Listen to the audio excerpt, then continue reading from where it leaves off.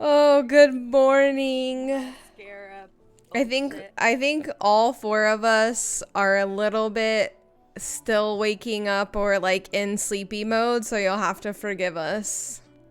We're Yeah. waking up. I think I'm the only one that has the excuse to say they're waking up because it's morning for me, but we don't need to talk about it.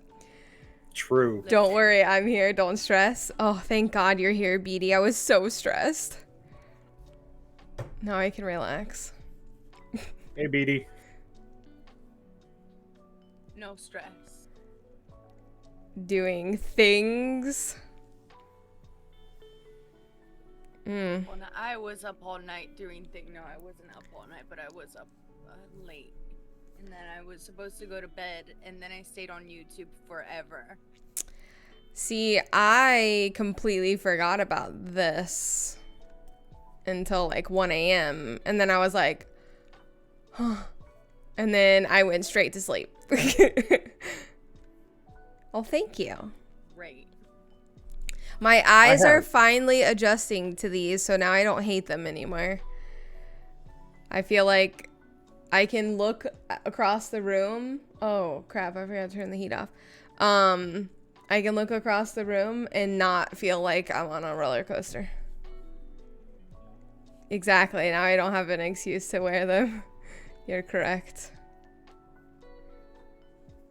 Yeah, Jess. Yeah, you were there. You were I there gotta with turn the me. heat off, otherwise. Kept me I'll up. be Okay, sweating in a now few it's my fault. Okay, I see how it goes. See, I don't have an excuse. I fell asleep early as shit and just slept all day.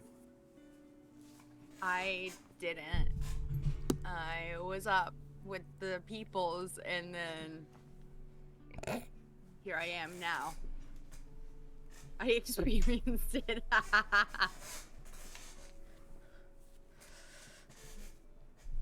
Okay, so you got medicine. Okay. Oh man. You'll have when we start asking whatever questions people submitted, I'll just let you read those off because I'm No, there's assuming. just one because I didn't prepare it for Oh, the stream. I thought you guys were talking about it before, so there was multiple. No, we talked about it afterwards. Somebody brought it up, and I was like, "Oh yeah, that's a great idea." So for the next episode, we're gonna have that. So That. if anybody wants to like ask a question in chat, mods and themselves can like just put the question in like Got it. in there. But Hi, yes, what happened? unfortunately, for well, I mean that's a good way of starting it if you want to like give a summary of what happened last episode. I mean, yeah, I'll give a brief summary because it was 5 hours worth of things happening. But basically, what it started out with, Steve and Mimsy's characters. They met with their coterie, which coterie is just a group of vampires that work together for the Camarilla. And they were told that they had a job, that somebody was in the city that was going to harm someone, but they didn't really have a lot of details. Their information was pretty sparse. So they went to a hotel in the area that was one of their leads. And upon arriving there, they realized that somebody that was important was staying there, which is Finn's character. She's a singer. Is she a singer actress or just a singer? I can't remember what you said. I am an actor. I'm a singer and performer. Okay. Actress. So I did a So little bit of everything. she It's was not shocking, though. staying at this hotel. So there was like tons of people there. And then they end up making their way upstairs to find where she's staying and find her a brand new baby vampire or kindred, which we'll call them in the actual role play. And she had killed 2 people and was currently feeding on 1. So they had to kind of figure out what the heck they were going to do. Then they took her and the other guy that was like half alive, who was a thin blood vampire, to meet with the prince and basically get judged for what happened. And she was going to kill them, but Ronaldo, who is a member of the coterie, spoke up and suggested that perhaps they were worth more to Prince Catalina alive. So she spared them. And then they did a blood test. A vampire blood test. Yeah, a vampire blood test on Eden. Vampire blood test. I'm here for a blood test. By the way, that was like one of my favorite moments. I need to actually go back and clip that because it was funny. I'm here for a blood test. She said it so innocently. But they did a blood test, which was basically just like witchcraft, ritual, voodoo stuff. Voodoo shit is what we're calling it in the RP campaign. Voodoo shit, yeah. To see the potency in her blood, like basically how strong her vampire powers are, all that good stuff. And to see what clan she belongs to. So they did that, found out that information, and then they went home to go to sleep. They found out that I'm a powerful bitch. Yep. That my daddy must be very powerful, and that this was not a coincidence. This was not a mistake. No. So that's what we gathered from the session, I think. Yeah. It's like the important information is like, it was not just, you know. You were not a mistake. I wasn't a mistake, but I got abandoned. The plot thickens. The plot thickens. So now we're figuring out, we're like at the Tremere's lodge or something. The barns of the Tremere. The barns, yeah. They have a bunch of barns out in like this like the barns. It's not Everglades. I would have to look it up. Whatever. There's like a section of this area where they stay in that's like natural. It's like preserved, but they basically own it all. And it's just like open land and woods and stuff like that. And they have lots of barns and fields and whatnot. Opan. Yeah. And that's where they do their voodoo shit. Their voodoo shit. In their barns. No one suspects it. Maybe someone might come by one day and be like, some weird shit's going on in that farm, but it's New Orleans. People don't question voodoo shit. No. True. It's in the culture, so I mean it only makes sense. Like, well, another day. Another day in New Orleans. Yep. Some weird shit's going on over there, but I'm gonna go this way. Hold my breath so that no spirits enter my body, or some weird shit like that. My cousin used to believe that whenever we would drive by a cemetery, she was like convinced that if she didn't hold her breath, that a spirit would enter inside of her. It was funny. I've heard of that, but she took that shit serious.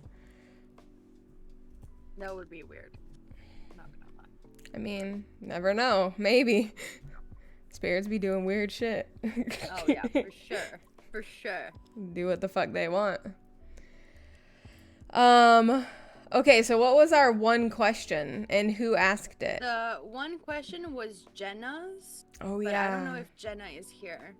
I don't think she had asked Jenna is about here. like, because it popped up at the end with the blood test. Yeah. What the fuck is blood potency and why and whatever. Obviously we didn't go like in depth in the session. I think the only thing that popped up was like a simplified version of it where like, you know, like you're an older vampire, you're more powerful. Your blood is more powerful, but like that was the actual logistics, like we didn't get too deep into it. We didn't get too deep into like what a generation is and like what it means. Yeah, well, we'll wait and see if Jenna comes by, and if she does, we'll hop into that. So let's just start while people are still funneling in and asking questions and whatnot. Let's start with our favorite moments of the night. So, Mimsy, I'm going to put you first. I don't think you went first for any of the stuff we did last time, so it's your turn to go first. No. Favorite. I I think the favorite right now for me is Alejandro's way of picking on Eden. Like flat Yeah. out brutally, like fuck you. I knew I'm it. gonna see what I'm gonna get. I'm gonna see your power. I don't. He just doesn't give a fuck. He's gonna see how far he can push her until she pushes back, basically. Mm-hmm. Good luck. You now know she's pretty powerful. Well, he doesn't know that because he left. Yeah, he left. He actually- doesn't know that I'm a powerful bitch. Actually, He doesn't know how powerful Eden is because he stormed off and went home. Wait, Oh, That's yeah. no, right. wait. Did he go home before the ritual or after? No, he actually He went home after, didn't he? he went home after. Uh, after Yeah, Lindsay. yeah. No, Yeah. he knows. Okay, he knows. He knows. He knows. He knows. He knows. So, but I don't think that's gonna hold him back at all. No. He doesn't care. No, I think probably that turns him on more. He's like, hell yeah, come on. Hell yeah! Let's Challenge see how much of that accepted. powerful power it is. Let's see what changes. I Like. honestly think that several of Eden's powers are going to manifest because of Alejandro. Oh, Right. 100%. I can see it like 1,000% happening. Yeah. Thank you, Alejandro, by the way, because I'm gonna have to like find them out anyway. So, yeah. Forgive my huge water bottle. I don't use No, cups. I that's just drink horrible. right from the That's bottle. horrible, Jenna. What the fuck? How dare you? I know. So barbaric. Like, this speaks the person that has been using like. Reusable bottles. Everyone's like, wow, that's really fancy like- water. And you're like, no, yeah, that's just a used bottle. That was a yerba mate. I took out the fucking thing for like problems with TOS or whatever, and that's it. That's all it is. That's funny. Okay, so your favorite so far is Alejandro being a little... A little Pest. shit to Eden. Okay, Yeah. great. Got it. All right, what about you, Steve? I would say I have two. Definitely, I'm here for the blood test was one of my favorites. That had me rolling. But also, when we were all in the hotel room with her, and Alejandro walked out, and I had Caleb on my shoulder, and then I just walked out, then Ronaldo just walked out, and Colette just walked out and just left her in the room. So you guys were like, They're like, I don't know what the fuck to do. Let's just get the fuck out of here. Everybody was kind of over in that moment. They're like, come on, let's go. This bitch probably about to die anyway. Right. Because we all knew what was probably going to happen. Yeah, like I'm sure everyone in that room was probably like, you are not surviving He's this. gonna fucking die anyway. Let's fucking get. Like, we're putting Get over too it. much thought into this. This girl's gonna be dead in like 30 minutes. Let's just fucking go. Yeah, they were all kind of over it at that point. I agree with that.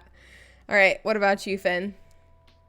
I don't know. Again, this is the first time I'm playing like a human transitioning. Like, transition. That sounded wrong. I am so sorry, guys. A human that just transformed into a kindred. Mm-hmm. So I've been having a lot of fun, like, playing dumb. Like, I don't know anything. Yeah. So again, like, I've been finding it really, really good. Like, I don't know, really fun to like do things like here for the blood test and stuff like that. So I think I've been really enjoying that part. But I think like my favorite part of that whole episode was the Imani interaction, because Imani is the only person that was nice to me. Yeah, she And was. super sweet, and she had patience. She's like, I know what you're going through. And it's funny because I decided that I didn't want all of like the older vampires that were going to be there to be these like, you know, really, like intense characters, because that just gets mundane after a little while. Yeah. But it's funny because she's actually really old, like Prince Catalina. She's not as old as Prince Catalina. She's almost like 600 years old or some shit. But Imani is older than Ronaldo. So I can't remember off the top of my head, but she's like 400 something years old. So for her to still have her like really carefree, like compassionate type of attitude, I wanted to make sure that there were a couple of characters that were like that. It makes sense. Like, Yeah. even because for what she does, right? You were saying that she's still involved very much in like doing rituals and stuff with the humans. Right. So like I feel like just having to do that every you said every month? Mm-hmm. Yeah, they do it once a month. Like you gotta be able to connect with your humanity even though you're 400 years old. Yeah, exactly. Because if not, people are gonna be like, I don't know if I want to do some voodoo shit with this bitch. She's a little bit too weird for me. Yeah. Right? Yeah, exactly. No, I really like Imani. Were you gonna say something, Steve? Sorry. Yeah, I was gonna say Imani and Ronaldo are definitely two of my favorites. Yeah. Everybody else was either indifferent or a dick. Yeah, like Colette wasn't really a dick, but she didn't care. She was just like, Colette. She was nice. At the end, she gave me a pat on the back. yeah. Like, She's like, it's all right, kid. Yeah, she's not gonna be like the ones like Ronaldo and Imani, where she's like gonna be really sweet, but she cares, but she's not gonna necessarily show it through like emotions. She might show it through actions or little comments that she'll say. But she is more like rough around the edges than the other two for sure. That's like the whole party at this point. Yeah. I kind of expected both of your characters not really to give a fuck. So I wanted to make sure that I made at least one of the people in the coterie be somebody that cares. And Christina, I don't have my alerts. I'll sing a song. Christine! What song should I sing? I don't know any songs. This is my song. It's a song, and it has words. Oh my god, Oh wow, things are happening. Christine is amazing. Thank you for the sub and for those cute little biddies. Oh, look at your ramen bowl. I love when people sub because they get their little ramen bowl, and it's freaking cute. Oh yeah, it's my fourth. Oh, years 4-month anniversary. change. Yours changed colors. So cute. Hello. Welcome. We're discussing our favorite moments of the first episode. One thing. I'm having a return. Does anybody have like a... I hear it every now and then. Yeah, every now and then I hear it, but it's not every... Oh, every I don't hear it anymore. I think it might be Bimsy, because when you lean forward... Yep, there it is. Yeah. I think I might be a little bit too loud. Hold up. I might be a little too loud. You have to turn us down a little. We're loud. We're too loud. Yeah, it only happens every now and then. So I think, honestly, my favorite points. Yeah. Damn it. Sorry, guys. No, it's okay. You're good. I was just like watching and stuttering. I was like, we talk in slow motion. I think my favorite moments were, this might sound like, I don't know, whatever, I don't care. I'm not gonna overanalyze it. My favorite moments were introducing like the characters that I made, but it's like I've spent so much time thinking about these characters and like imagining them in my head and like, you know what I mean? Like, so it was really fun for me to be able to kind of show them to you guys and be like, hey, these are the people you're going to be interacting with. This is like the world you're going to be interacting with every time we come together. So that was like the most fun part for me. And then seeing how you guys interact with them.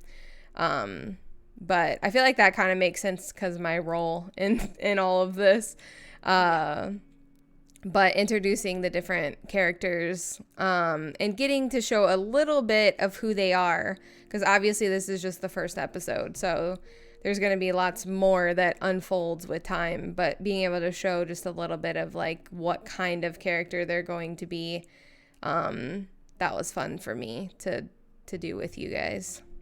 I enjoyed it. would like to point out that your intro, like where you were reading like whatever you wrote, was like perfect. Because, Yay. like, you put like it really gave a perfect like sense of like where we were and like kind of the setting and the vibe. So That's what I was It going set it up. for. enjoyed that like It set it up intro. perfectly. Yeah. Good. Yeah, I want to make sure that I definitely wanted to make sure the first time we had something like really kind of scripted, so to say, because I was reading. I'm sure you could probably tell at certain points. I had written all of that out up until the point where you guys started talking, because obviously I'm not going to script that part. I can't.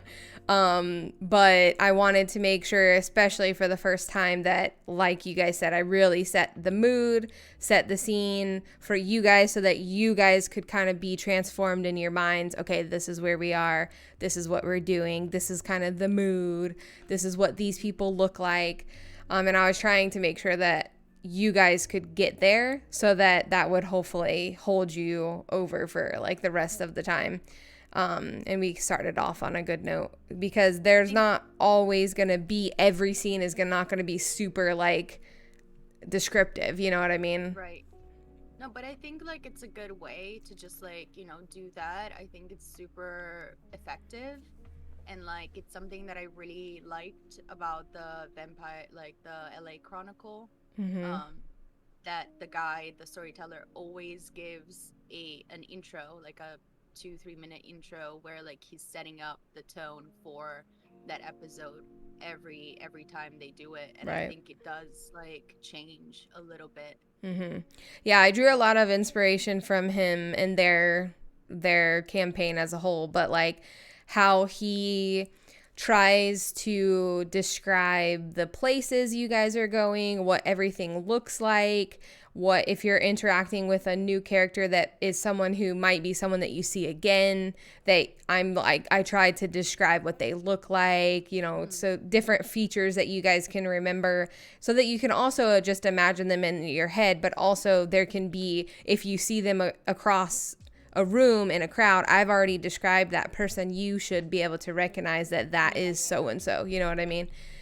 So I definitely drew a lot of inspiration from him in their campaign and how he like does that for them, because even as a viewer, it helps you imagine these things in your head and get immersed in the story. So 100%. I definitely wanted to make sure that was happening for you guys.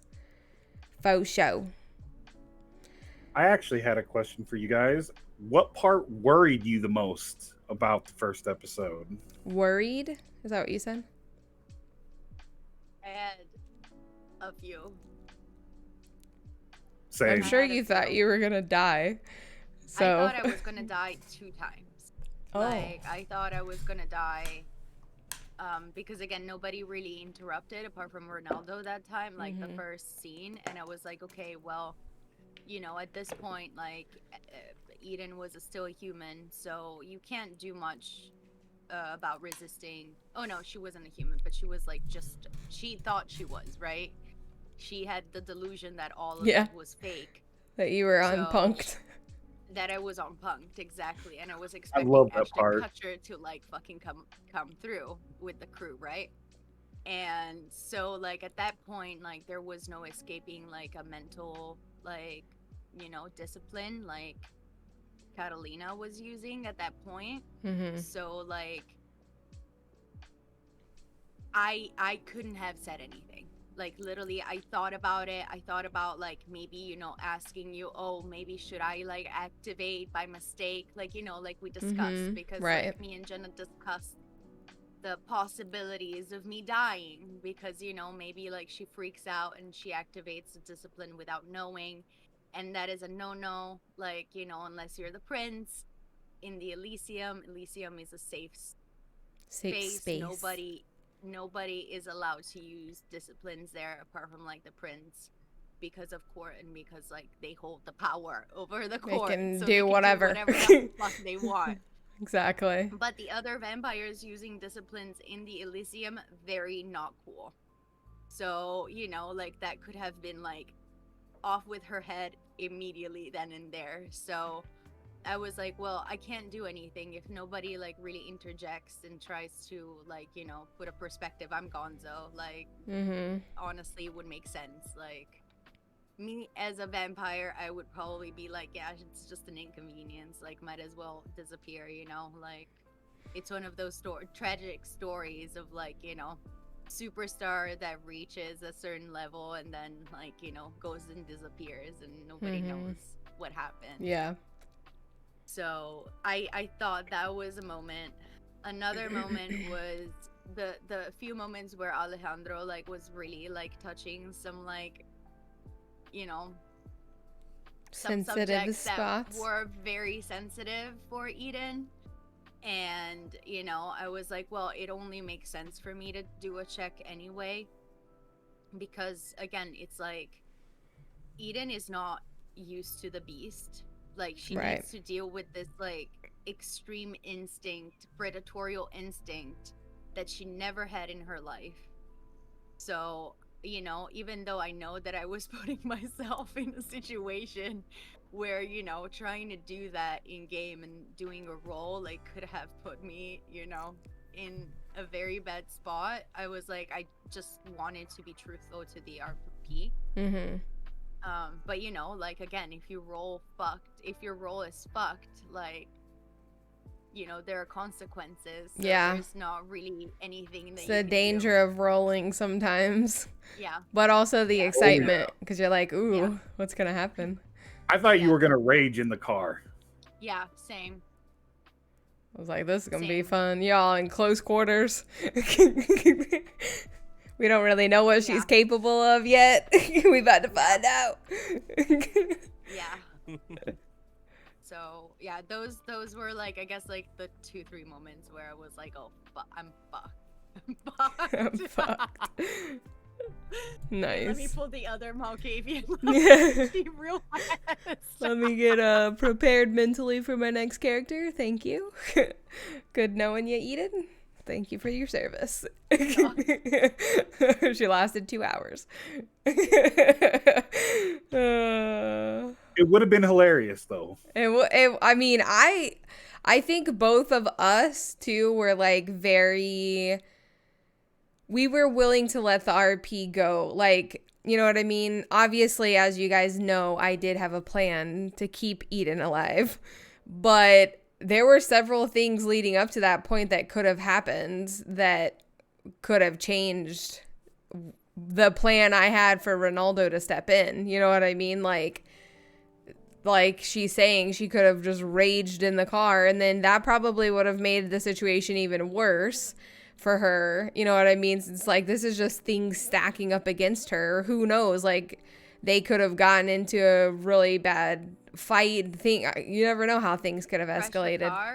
Yeah, like, it could have turned into something completely different. So I was willing to have the possibility of Eden dying, and she was willing, so it made me a lot more comfortable with that. Like, because I didn't have to feel bad if that was a result of where the RP went, even though I knew I had a plan. But like I said, several things needed to go according to my plan to get to that plan, and who knows what could have happened. Also, like she said, if she would have like activated some discipline and done something stupid in front of Prince Catalina, would it have really been justifiable in RP for her not to die at that point? You know what I mean? So it was like, I wanted to stay true to the RP, but I was also willing, and she was willing, so it made it a lot more comfortable to go through. And I do think that, because I think that the way that I spun it with Ronaldo stepping in and being like, hey, wait, like, let's just see this from a different point of view, and his like personal relationship with Catalina, that wouldn't have worked if it would have been anybody else, most likely. So I made it happen in a way that would make sense in RP. You know what I mean? Because she knows Ronaldo. She trusts Ronaldo. He comes forward with this opinion or idea of, hey, maybe we could use her to our advantage and figure out who's doing this then when we're done, he didn't say she has to stay alive after that. You know what I mean? Like, get rid of her after then. But right now, use her to our advantage. So I feel like it made sense for her to agree with that plan at that point in time and be like, okay, maybe you're right. But if she's staying around, I want to know everything there is to know about her because I want to know what we're dealing with, kind of thing. So it all ended up working out in the end. But like I said, there's several things. That's the beauty of RP. So you never know when things are going to take a turn. Know. Yeah. And again, like, I think another super fun thing about doing something like this, it's like, you know, you don't know how our personal stories and our personalities will interact with your world, within your world that you have prepared. Exactly. So, like, you know, we will, like, because we are living your story through our own story, we will, you know, end up influencing each other. Absolutely.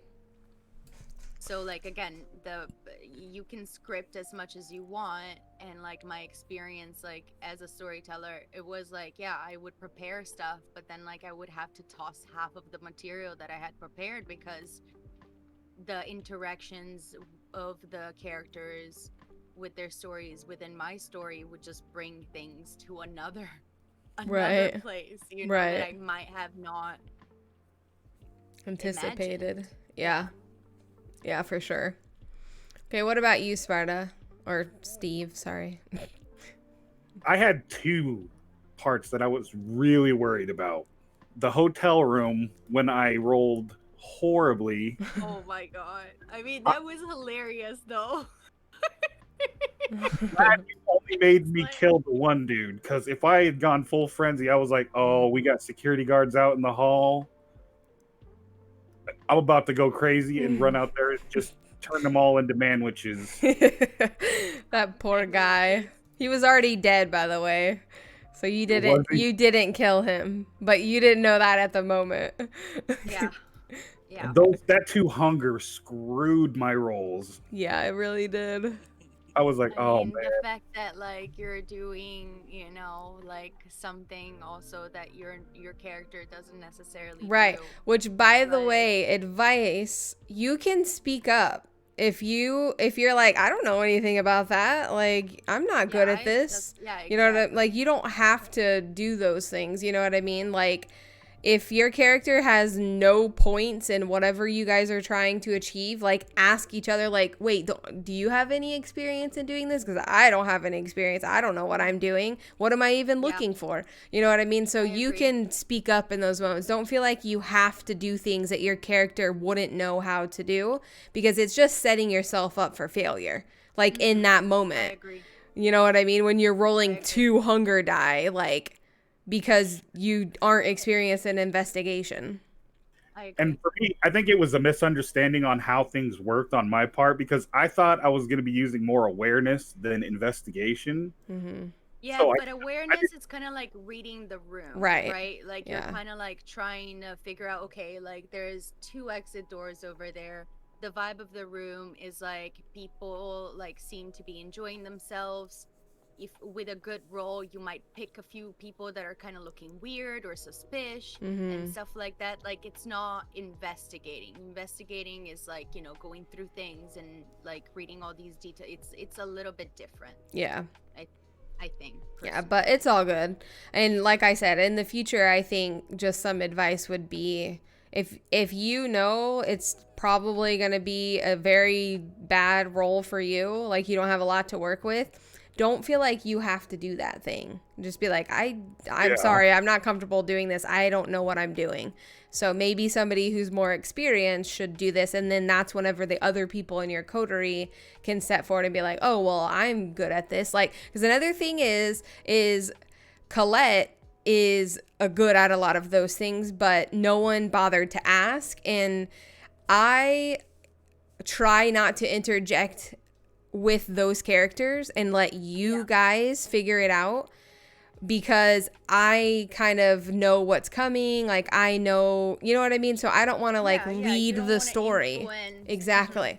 So Colette and Ronaldo, like stayed back in a lot of things. It's funny because Ronaldo has a lot of charisma. So there were several situations that you guys should have like kind of pushed him to talk, but you guys don't know that yet about him.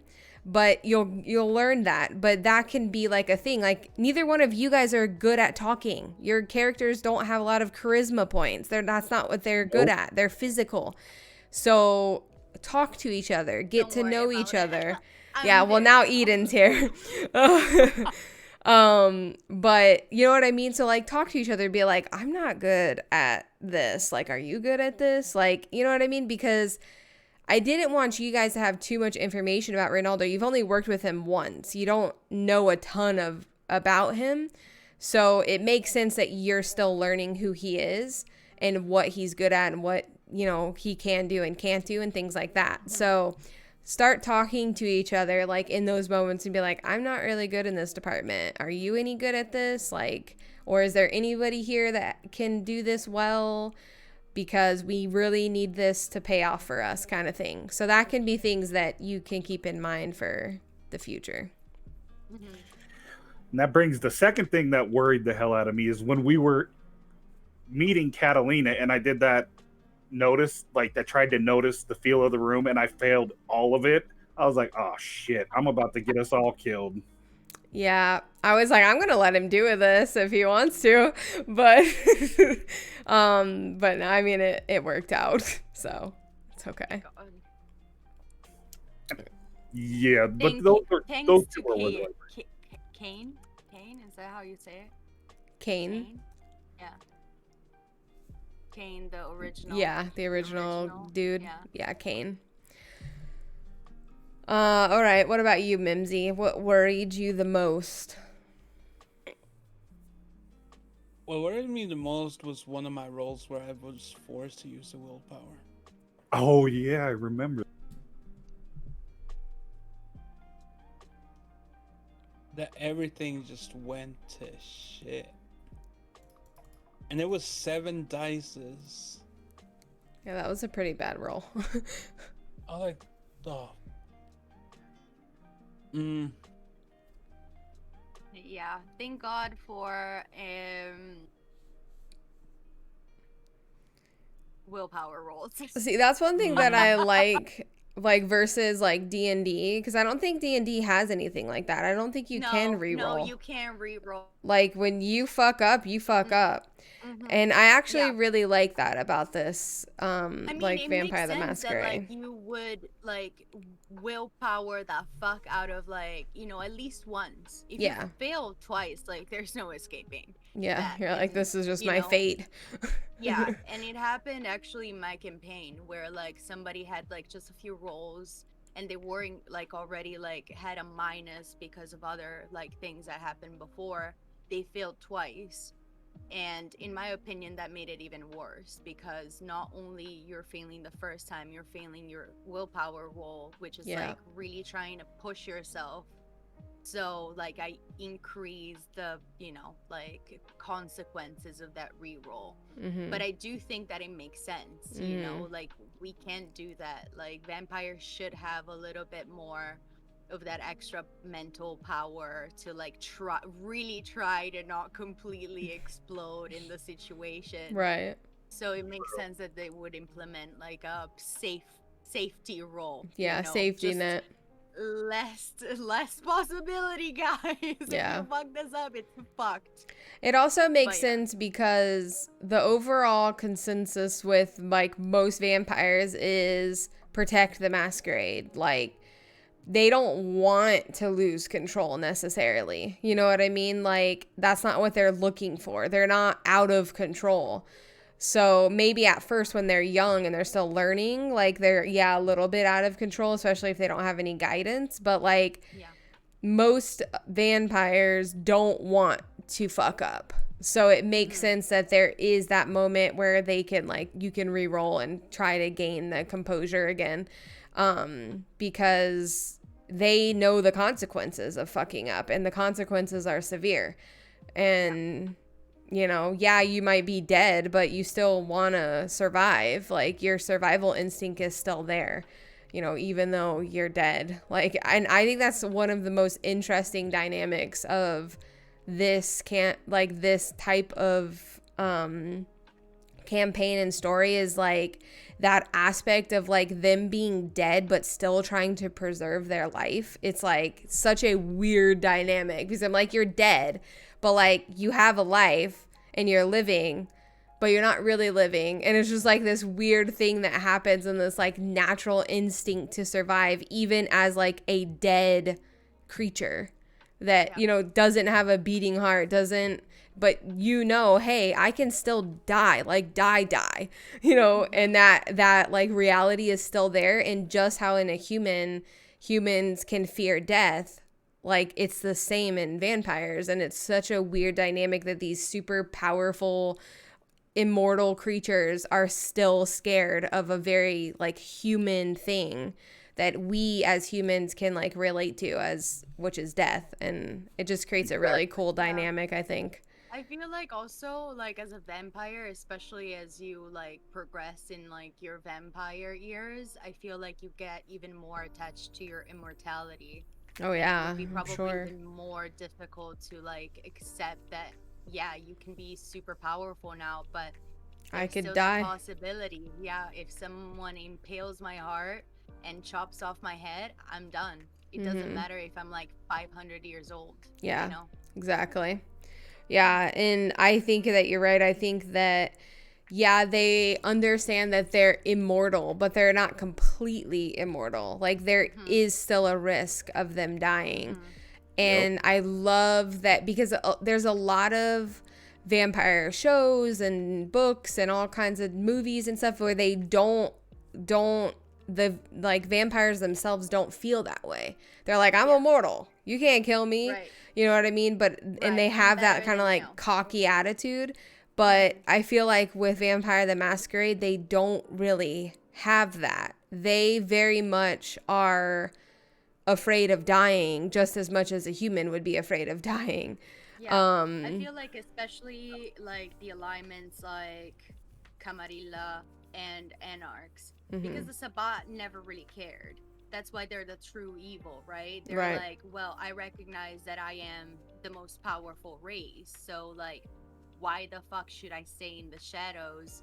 If, Right. you know, with the right numbers, we could take over and fuck the humans, you know? Right, exactly. But again, like even in this contemporary world, that attitude of the Sabbat like was very influential in the Second Inquisition. Yep. So like that's why the Sabbat is not even prevalent anymore, because they got like, you know, Yeah. Everyone's like, care of in we Kume. don't care what you have to say. You can be quiet now. And that's the thing, is the Inquisition made it very clear that they can be killed really easily. Yep. So Yeah, And now, in the like, masses. the human technology is way too progressed. Exactly. Yeah. For vampires to really be so confident as to like, you know, oh no, we can rule the world if we wanted to. No, not Exactly. really, because now there's like weapons that can explode light inside of you and like carbonize a vampire in like a hit. You know, like If they were there's a lot able of to things. achieve what they achieved in the Second Inquisition all those centuries ago, it would be really easy for them to kill vampires these days in the modern age. Yeah, And most 100%. vampires realize that. That's why older vampires fear technology. Like, that's why, like, the whole bit with Catalina being like, oh, yeah, she really doesn't like those things. Like, older vampires like her, they're serious. They're like, get those things away from me. Like, that could be a weapon that could kill you right now. Like, why are you using that? You know, and they do not go near modern technology at all. Like, they probably live very, very, very, very strangely according to the modern world, because they don't use modern technology, because they fear it. They literally fear it because they think it's a weapon. And it very well could be. I mean, you never know.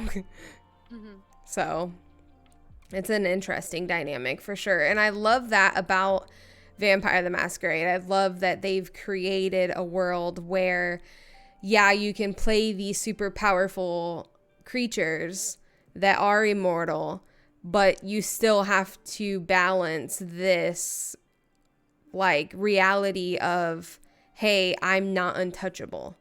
And I really like that about this, because I think it'd be really easy to create like a character that is just like, I'm untouchable, you can't fuck with me, I'm a vampire. Heh.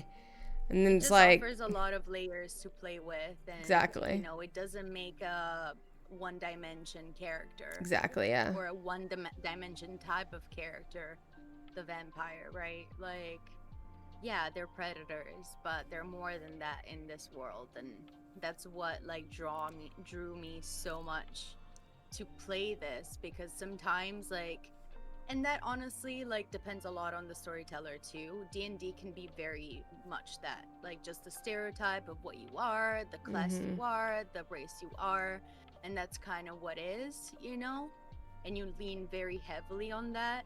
Like, you know, my character can be like, you know, a toreador and whatever, but like just the sheer fact, like, yeah, she had to build her own stuff, like she likes fancy stuff, but that's not necessarily all that she thinks about, you know. Right. And that's kind of the stereotype of the toreador, you know, like the stereotype of the ventru is like the CEO or the politician, but there's so much more to that. There's Right. so much nuance to that Yeah, there's a lot because of all these more variables. depth. Yeah. Yeah. It gives you the freedom to create a character with more depth and not just this like surface level. I mean, you could just play the surface level Sure. stereotype, sure, and you could get away with it. But if you want more, it gives you the freedom to do more. You know what I To mean? delve deeper. Right. And that's why I like things like the convictions and the touchstones, which we haven't even got into in the actual RP, but like stuff like that too is like really brings in a different aspect and a different layer to your character of, Yeah. if something happens to that touchstone, it affects you severely. There's Like to lots the point of where like things. you're losing your humanity. Exactly. Yeah. So good stuff for sure. I think everybody went, right? Except for me. Worried Yep, except for moments. I don't know if I felt worried. Because I was just prepared to let the role play go wherever the role play was going to go. Like, I just very much like prepared my mind for that I was kind of like, okay, well, whatever happens, happens. So I don't know if I felt worried. I think the only moment where I was kind of like was the role that Mimsy did where he got all failures. I was just kind of like, oh, fuck. This might change things. But I don't know if worried was the right word, but it definitely made me go like, oh God, oh no. But then, you know, we have that lovely little safety net that got us out of that situation. But that was kind of like the only oh shit moment I really felt, because I think it's different for me too, because I kind of know to a certain extent what's happening or what's coming. Whereas like you guys have no clue what's about to happen or what's around the next corner. So, but that would probably be the one moment where I was kind of like, yikes. Oh no. 'Cause it could have been bad for sure.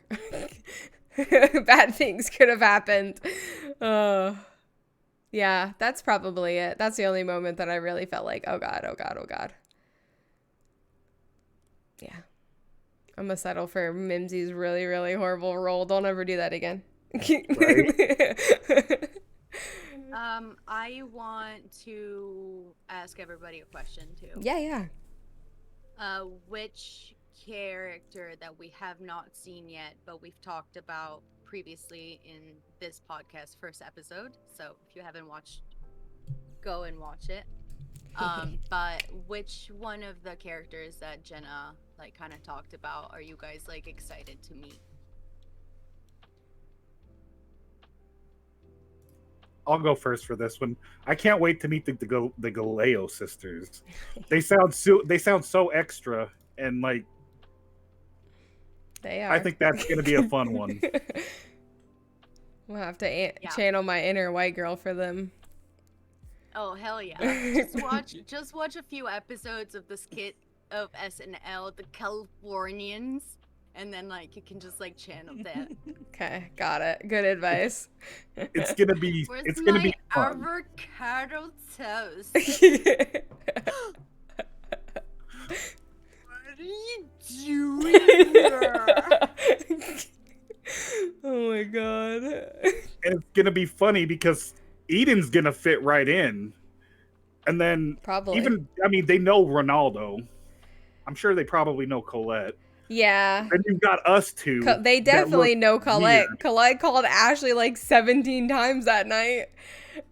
I hinted at it. So, okay. Well, but Colette was like saying that, like, I mean, they're like, yeah, me and Ashley like go way back. Yeah. So like, Yeah. you know, they might have like a funny relationship because of Bruja and Toreador can be some spicy shit like we've seen already with Eden and Alejandro. Right.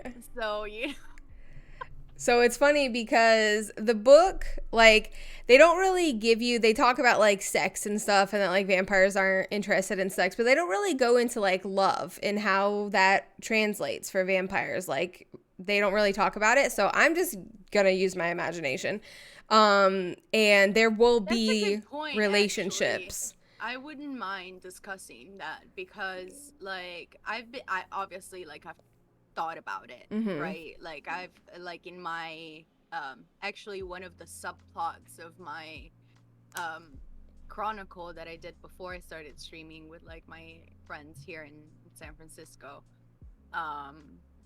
one of the subplots was like this relationship, this like what you would call like I guess a love romantic relationship between two characters that had a lot of story, like 400 years of like interaction and relationships. So I feel like especially with the blood bonds, like love shit could get intense. Kindred is very possible and very real and very profound because again it's like a blood bond. You like feel something for that person. Visceral. Yeah, exactly. It's more than anything you could have experienced as a human. So I'm definitely going to be exploring that. I will encourage you guys to possibly explore that if opportunity were to arise for your characters or whatever. But you'll see little things popping up because I tried to find in the books like some type of guidance, like how would a romantic relationship conspire? How would it work? Because obviously a vampire's feelings and emotions aren't going to be like a human's emotions. So we know that already. We know it's going to be different. And we know that they're not really interested in sex. They can't get the same pleasures that a human would get out of a relationship in that regard, like a physical relationship. So I was like, but it doesn't say anything. It really doesn't. I could not find anything because I was like desperately trying to find. It only says that like a vampire would enjoy like a physical thing only if they have humanity ate up. Yeah, because like they're very, very connected, close to humanity, human, right? So they can still feel that, you know, activating their like bodies, right? Yeah, like what endorphins did at a certain point because she was like, I want to smoke this fucking joint right now, so she forced herself to activate like, you know, the blood circulating through her organs again, right? So that she could do that. So you can do that, but like even Eden, who was turned, and you technically start with humanity 7, she wouldn't have enjoyed it. Like it would have been like kind of work at that point. Like, it would have been more work than pleasure at that point. Yeah, exactly. I feel like the pleasure in that department comes from the kiss, which is the bite. Exactly. Yeah, that's what they enjoy, I guess. Yeah. But yeah, so I did hint at it a couple of times that there was something going on between Colette and Ashley, which I think is fucking hilarious, that a Bruja and a Toreador might possibly have some type of romantic relationship. I love it. I was like, I'm totally doing this, and it's probably going to be super dysfunctional and awesome, but we're doing it. So there is, like, I hinted toward that. Like, there were a couple of comments that Colette made about Ashley.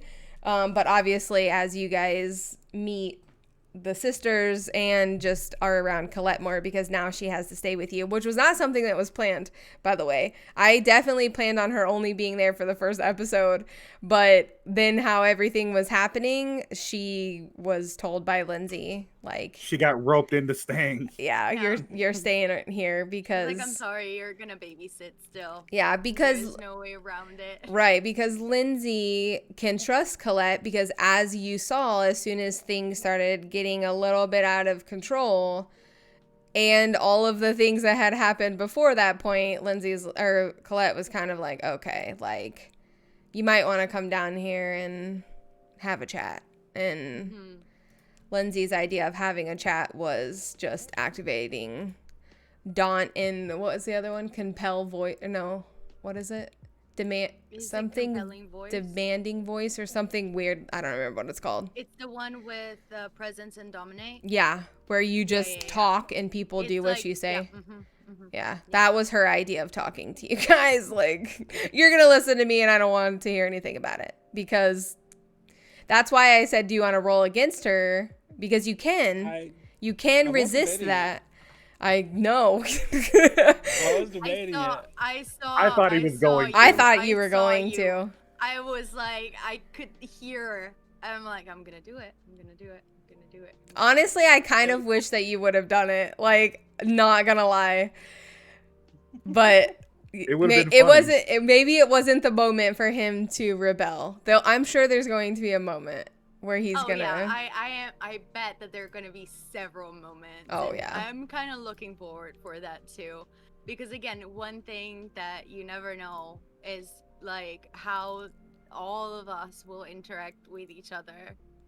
Yeah. And I think that's what makes role playing so fun, because like you know, like we in regular life like build relationships, like Mm-hmm. you know, and we have a dynamic and energy like between our relationships that happens in RP, especially when you're really into it, you know, when you're really in character and whatever. So like I'm just super stoked. I think I'm gonna have a lot of fun with Alejandro, and it's funny because like if people are not used to it, they're probably gonna get in and like I'm gonna be screaming at Alejandro. Alejandro's gonna be like fucking insulting me and trying to like poke at the Listen worst here, you shit stupid possible. bitch. And like people are gonna be like, the fuck is happening? And I'm like, I'm having so much fun. Your chat's gonna be like, don't talk to Finn like that. God. I mean, I'm you no know, Ben, I'm Eden, bitches. what makes this whole the way I've been playing Alejandro, it's so funny because you know, both you, Fen and Sparta, you guys don't really know much how he's gonna be played. However, Storyteller knows exactly how he's gonna be played because she's experienced. I've experienced him. Yeah. Although there are things that the Storyteller doesn't know as well. But I think, you know, there was one thing that is kind of interesting. Yes, Alejandro's giving a lot of shit to Eden right now, but he does have his spur moments where he's like, look, this shit is gonna happen, this shit is gonna happen. And he kind of shows he cares, but without actually showing it. Yeah, I saw it. Like, especially at a certain point when Alejandro was like, listen, like, it's okay, this is shit. But like, you know, you can do this or whatever. And I think that's a bit, because like characters are not just one thing. Like They're people are not just one not dimension. One thing. Like, you know, like, and I love that because it gives it dimension and depth. Like if Alejandro was just a fucking asshole, like it would be boring. Honestly, Yeah. it would just be boring. Sure, it would bring conflict and drama, which is good, but after a certain point, it's just like You don't care about that know? character. Yeah, exactly. It's a whole concept of the anti-villain, which there's like a whole thing that I could get into with that. Oh, but yeah. basically, the anti-villain is the character that is created that is meant for everyone to hate, but something along the way, it makes you fall in love with them. And you actually end up loving them more than hating Really them caring. because they're by understand. definition, they're the bad guy. They're the villain. They're the one you should hate, but you can't help but feel empathy and sorry and compassion for them. And when you create an anti-villain character, it's like one of the most beautiful stories, in my opinion, when you can create that character that I agree. by definition, I should hate you, but I care about, like, you're my favorite character. And TV shows and movies do that on purpose. Like, there always is an anti-villain in most TV shows, most movies. So yeah, it's basically anti-villain type character of, like, on the outside, most people hate him, but when you really start to get to know that character and his story starts to unfold, then you're like, wow, wait a minute, I kind of love you. Yeah, And I just agree. the way Alejandro is, I could see us getting along, but I have a feeling at some point I'm gonna piss him off, or he's gonna piss me off because I'm stubborn and he's him. He is. We're gonna get into a fist He's fight him. probably at some point. He pokes. Alejandro pokes a lot, and he doesn't. He really doesn't give a shit. Like, I'm gonna poke you. I'm gonna poke you. And that's what I'm saying. Is I think at some point we're gonna end up getting into a fist fight. More likely. Vampire fist fight. All right, so we've got the Galeo sisters that Steve's excited to meet. Yes. I can't really. I guess I could say who I'm excited to let you guys meet. Yeah. I actually am really excited for the Galeo sisters as well. They have a pretty cool story themselves. Like how their whole, like, story of being embraced and all of that kind of stuff, and their, like, family history and stuff is really strong, and stuff that I am excited that we have a Toreador, so then I can kind of get into their life and their story and their family history and things like that. Which is why I developed them the way that I did. But I'm really excited for Ashley and Penelope, and I think you guys have an idea of who they are, and I love that you have an idea of who they are, because it makes it really exciting for me, because I know who they are. And I'm excited to kind of you guys to really discover who they are. 'Cause first impressions mean everything, and how everybody is kind of like portraying them right now is really funny. But that's just like a Toreador. That's stereotypical, and I did that for a reason. Like, I went with everybody kind of talking about them in a very, like, stereotypical way, which is so funny because there was a moment, and I was like, fuck, missed opportunity. There was a moment in the barn when I think it was you three and Colette. It was before Alejandro left. You guys were talking about the Galeo sisters, because Eden was asking questions like, what is a Toreador, like, blah blah blah, and like what are the powers and stuff. You two started, like, the Galeo sisters were brought up at one moment, and you kind of started talking about things, but then things bunny trailed away. But I was just waiting for one of you to, like, say something negative about, like, the Toreadors, or, like, the Toreadors in the city, or the Galeo sisters, because that would have set Colette off. Because Colette and her thing with Ashley, like, they're really close. So I was just, like, waiting, and I was just, like, waiting to hear it, waiting for where the conversation was going. But it didn't end up going there, so I was just like, okay, it's fine. One time, like, Alejandro actually said something, like, but it wasn't, like, super direct. It was kind of like a snarky remark about Toreadors. Like, I was like, what is a Toreador? And he said something like, that was, I said, yeah, you know, artsy they're and just uppity. Yeah, artsy, yes, Sparta said it. Yeah, and but that kind of was it. Yeah, it didn't really go anywhere. So it didn't really, like, you know, but I mean, in character, like, it kind of makes sense, because it's not that we're talking about, like, some rando Toreador here. Right. We were, like, still in the context of, like, you know, referring to these sisters that, like, they're, like, you know, the people of their domain. That's, like, who the Toreadors go to. Yeah. So, like, they're kind of important. Like, you don't want to, like, mess with somebody that is in that type position of, like, position of power. You know what I mean? Yeah. Like, and again, like neither Steve's character or Memsy's character are that important or have such relationships that Right. they could maybe throw something out there. Yeah, like, throw some even shade. just as a joke. Yeah. Yeah. Yeah, they kind of know their place. Yeah, but Yeah. I was just like waiting because I know, especially Alejandro, he doesn't necessarily care all the time about those things. So there are moments where things will slide. And I was just kind of like, okay, this is my moment for Colette to get like really protective and be like, listen, motherfucker, you're new here. Because that's another thing is these two are new to New Orleans. They haven't been in New Orleans that long.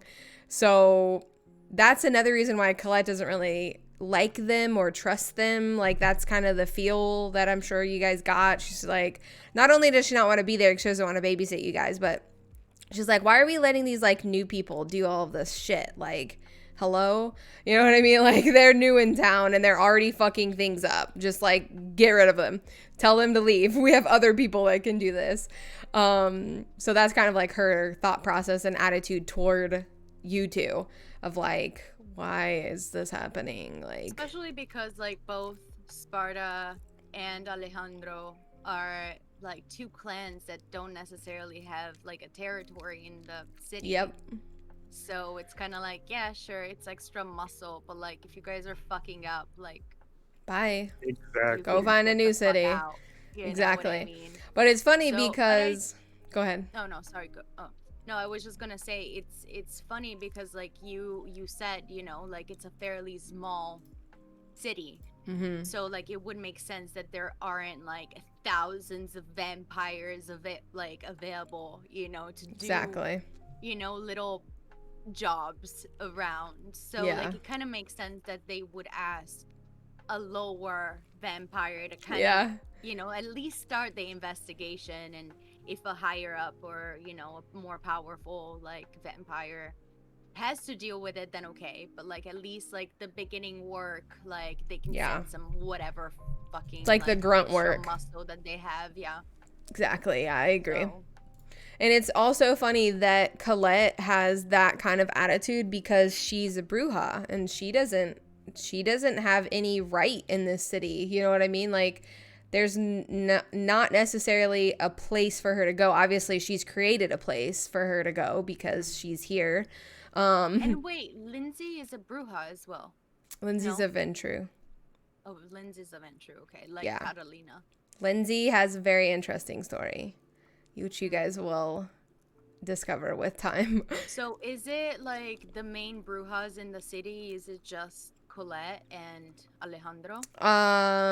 There are a couple other that work like just kind of that might pop up here and there, but yeah, there are no brujas in the actual that hold a title I mean, or it makes anything. sense. Again, they don't have enough like numbers to like claim even territory Right. within the city. Yeah. So Yeah, I originally was going to make Lindsay a bruja because I know brujas are really good for that role as a sheriff. Yeah, for sheriffs, yeah. But so are Ventru. You just have I agree. You I have agree. to just like a different model them differently. You have to do their disciplines in a certain way. And honestly, like a lot of super old vampires or very powerful vampires, because they live so long and they build relationships with other vampires and bonds and stuff, they end up like learning other disciplines too. Right. So like she could have learned, I don't know, potence or like any other more physical skill that like she might need as a sheriff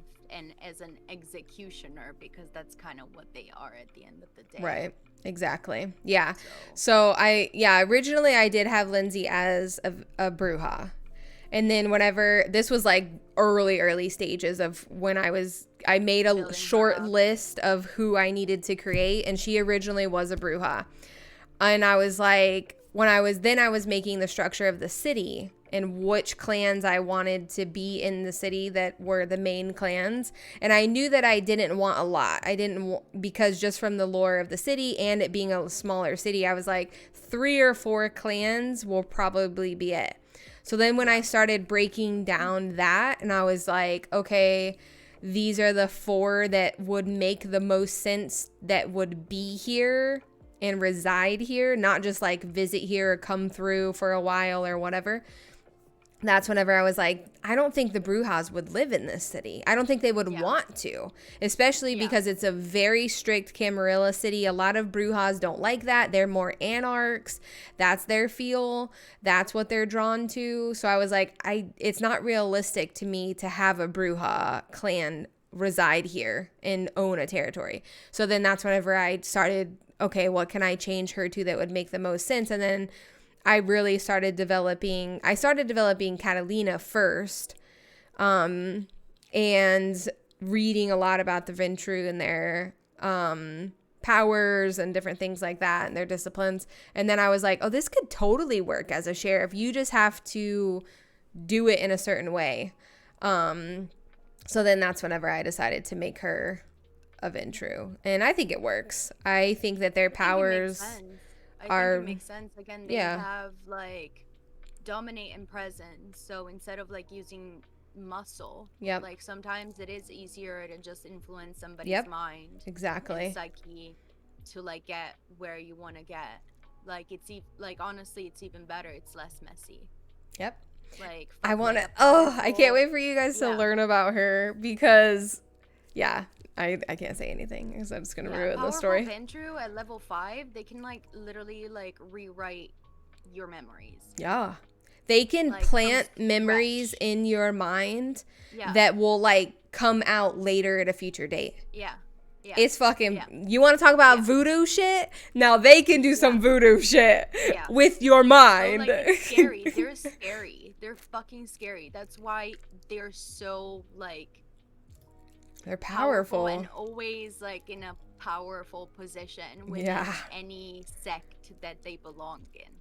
Yeah, when I started reading their shit, I was like, when I made Catalina, I was like, wait a minute. It wouldn't can surprise do me what? that Catalina has like a few extra like maxed out like disciplines. Honestly, I don't know if you put it, but like for somebody her like, you know, she's fucking old experience and old like generational like power, like it would make sense. When I made my prince and he was a Ventru 7th generation, he was 500 and some change years old, and like I had all his maxed out like clan disciplines plus auspex maxed out, and I think I chose obfuscate as well.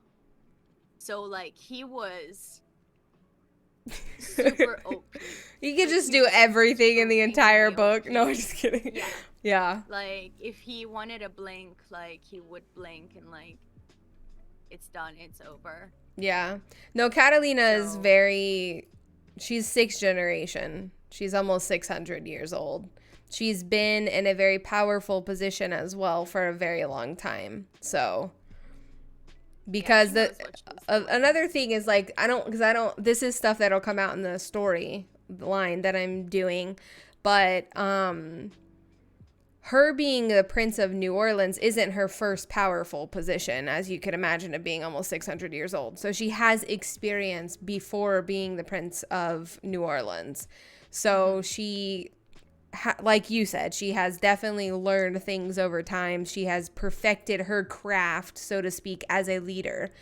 And that's why she has as much as respect. Like, I would go as far to even say that without using her disciplines and the way she uses them, people would still respect her. You know what I mean? Yeah. Like, they don't respect her because she makes them. They respect her because of who she is. That's the kind of, like, Catalina is not just known in New Orleans. She would be somebody that is known way outside of your city and among other princes and other leadership and higher elders and things like that. Like, especially after the vampire wars, the kindred wars and stuff. Like, there's not many of like those older generations that are even alive. Right. Or like, not in Torpor. Yeah, or not in whatever. Torpor, yeah. Yeah. Torpor. Yeah. So like sleeping. She's kind of like a rare gem, so to Mm-hmm. speak. Like, and for her to be like out in front of people, which is different than what I originally planned. She originally was going to be more behind the scenes and not really involved, and I was like, nah, that wouldn't really Yeah, be but like how a there's prince like just a is. few vampires. If it was like a city like New York, it would make sense. Right. It's true. Because it's so big, there's so many people, so there would be more vampire population there. Mm-hmm. Like it would make sense that she would have like, you know, like her big pawns, like Yeah. her towers and, you know, whatever, like Yeah. going around for her.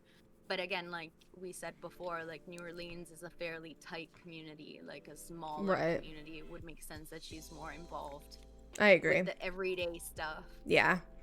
And she definitely trusts like people like Lindsay and people that are in positions to do things. Like even the way that she's broken up the territories, like she trusts those people. Like Imani, if something happens in your territory, take care of it. If you need to come to me, come to me. Like she's kind of delegated that power to these people that she trusts in the city that have been there and probably a long time to be able to gain that trust. So she definitely delegates, but she also is present. And I like that in a leader. I like a leader that delegates, but also is present for the people they're leading. That's naturally the type of leader I usually am. So it makes sense that it's kind of translating into this character of her being like the main leader. Okay. So back to our question. We got bunny trailed for a while. I love it. I love it. I love it too. I'm not sorry. Okay, Finn, what character or characters are you excited for? I mean, obviously, I'm excited for the Galeo sisters, obviously, because again, they're gonna be the ones that are gonna unlock a lot of like Eden's story as a vampire. So I'm really excited to see how they're gonna like each other. But honestly, like, you know, I have a passion and a bias for Malkavians. So the Malkavian, like, leader of his territory is still, like, very much a mystery. We haven't even heard of him. Nope. So, like, and it's kind of frustrating a little bit as, like, a new vampire to, like, be so oblivious because I'm like, oh, that's easy. Like, as a group, like we could just go and ask Malkavians because Malkavians have the gift of being seers and like that portion of the city being pretty much like built around that practice as well of like divination and stuff like that. I'm like, dude, like we could just like go over there, like talk to this guy and see if he can like maybe see one of his fucking visions or what the fuck ever, you know what I mean? True. But again, I can't really say anything and like now I said it, but I don't know. Now like, now I said it, so I feel like I might be influencing, but I trust like both both Memzi and Steve to, you know, be sensible about that and like not meta play, right? Yeah, of course. But you know, like that's something that I thought about. Like as soon as like that happened, I was like, okay, we have like a super powerful Malkavian that is very powerful old and, you know, experienced in his field. Like he could totally get some information for us to follow. So, you know, but like it's the beauty of it, right? Because like I can't help. I can't like put out, and that's kind of why also I chose to be a newer vampire because I really wanted to give the opportunity to grow and learn Memzi to kind of like just get more comfortable with how the dynamics are and like, you know, how to utilize the power, the strengths of each other clan, clans, like, all the connections and stuff, like you know, in an organic way. But yeah, no, I'm excited to see how he will fit and like who, like his vibe and like kind of get to know that because again, like I said it before, because I am accepting for my character to die because it is very much a possibility. Like I was like, okay, I know what I'm gonna play if, you know, that doesn't work out. Like, and I would love to play like a seer which would fit perfectly. in that Perfect. It would be domain. so good. So good. So, Like yeah, your character so, would fit right in to this Yeah. city and like what Exactly. these group of Exactly. Moncavians are doing. Yeah. But it's interesting that you bring up the Moncavians because I'm sure probably as you've gathered, I don't want to give away too much information, they were not mentioned at all Yeah. by anyone. True. Yeah, exactly. So We met everybody but them. I'm just gonna throw that out there for how I noticed. they interact noticed. with the city, or clearly they're welcome there because they wouldn't have a territory there if they weren't welcome. But you can see in our first episode, they are not very involved with the politics of the city, which I feel is very Malkavian. Like, it makes sense. Yeah, unless you have a particular type of Malkavian, which I had told you, Jenna. Like, I think Malkavians also, you can find them in leadership positions because they are pretty powerful. Oh, Like, yeah, their for sure. disciplines are super OP. Definitely. So, but again, like, it's a very specific type of Malkavians. A lot of Malkavians are just, again, very connected to their net, especially the older ones, and they're always, like, kind of there and connected. They're, but if you have, like, a megalomaniac type of, like, personality, that would totally fit as a prince, especially an older generation. Yeah.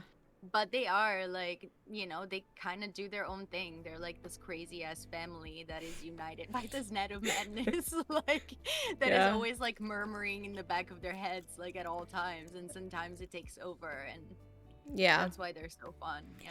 But yeah, so they obviously they're gonna come up eventually. But they're definitely not involved in the politics of everything. As you can see, Catalina very well could have been like, hey, call Kree. We need to figure out everything we need to figure out about this chick.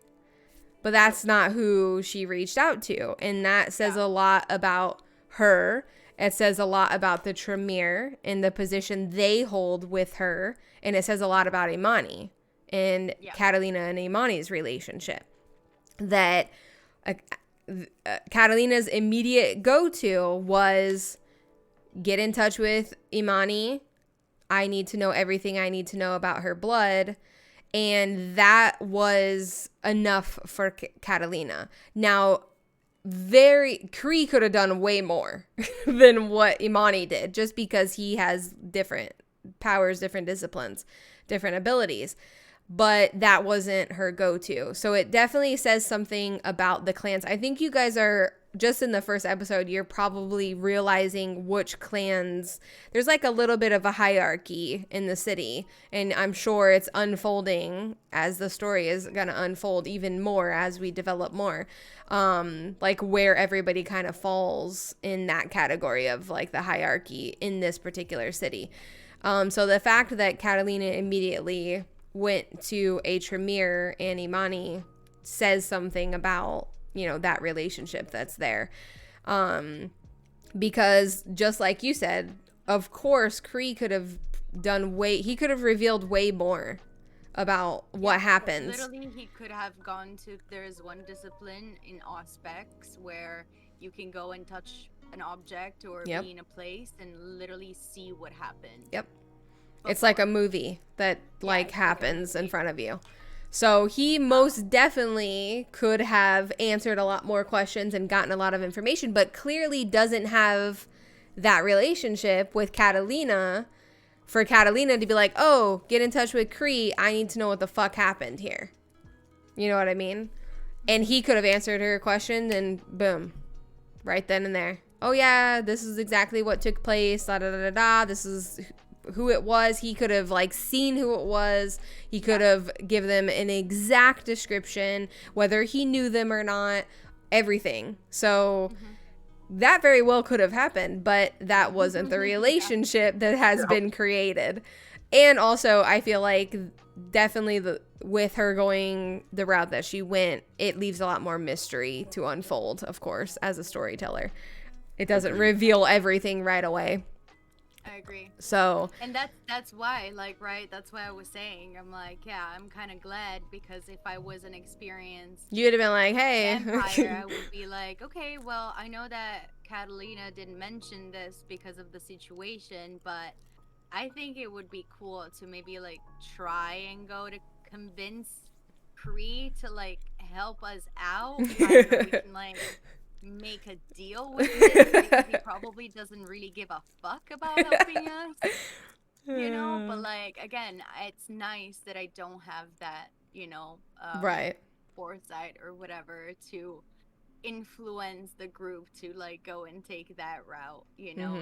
It makes it more fun, and it makes it a little bit more challenging, and like it forces us as characters to like play like within our realms of knowledge, Right. you know. Exactly. I agree. So, and none of the people I was playing would have recommended that, because that's just not, like I said, that's just not the type of relationship that the Malkavians have. That is, yeah. And they know that, you know, they know that, you know, the Malkavians are there and everyone respects them and they get along for the most part, but it's like, they're not the people that the people of leadership are going to in these types of times and needs. The Malkavians are basically just doing their own thing. Yeah. They're living their lives being in internationally known medians, telling people's fortunes and tarot reading cards and all this other shit. Love it. That's what I would have done, because again, I'm like trying to play with my strengths.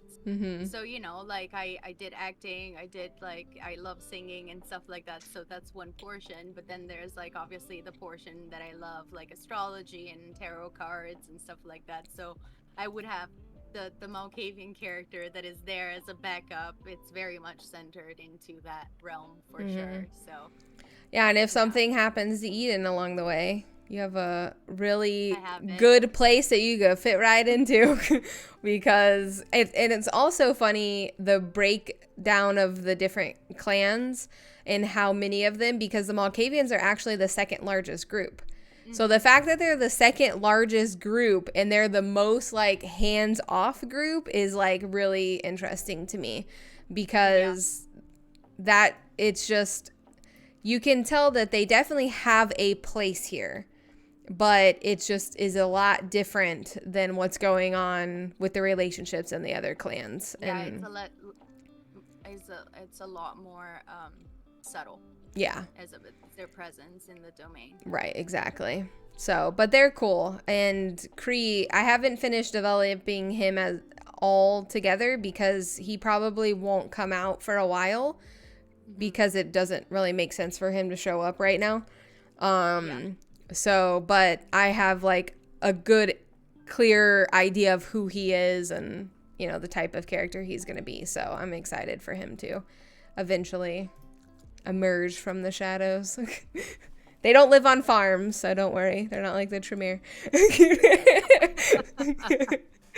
All right, what about you, Mimsy? What character or characters are you excited to meet along the journey?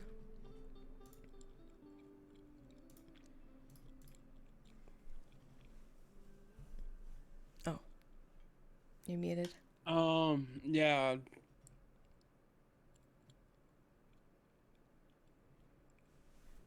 I think as a character, I think the one person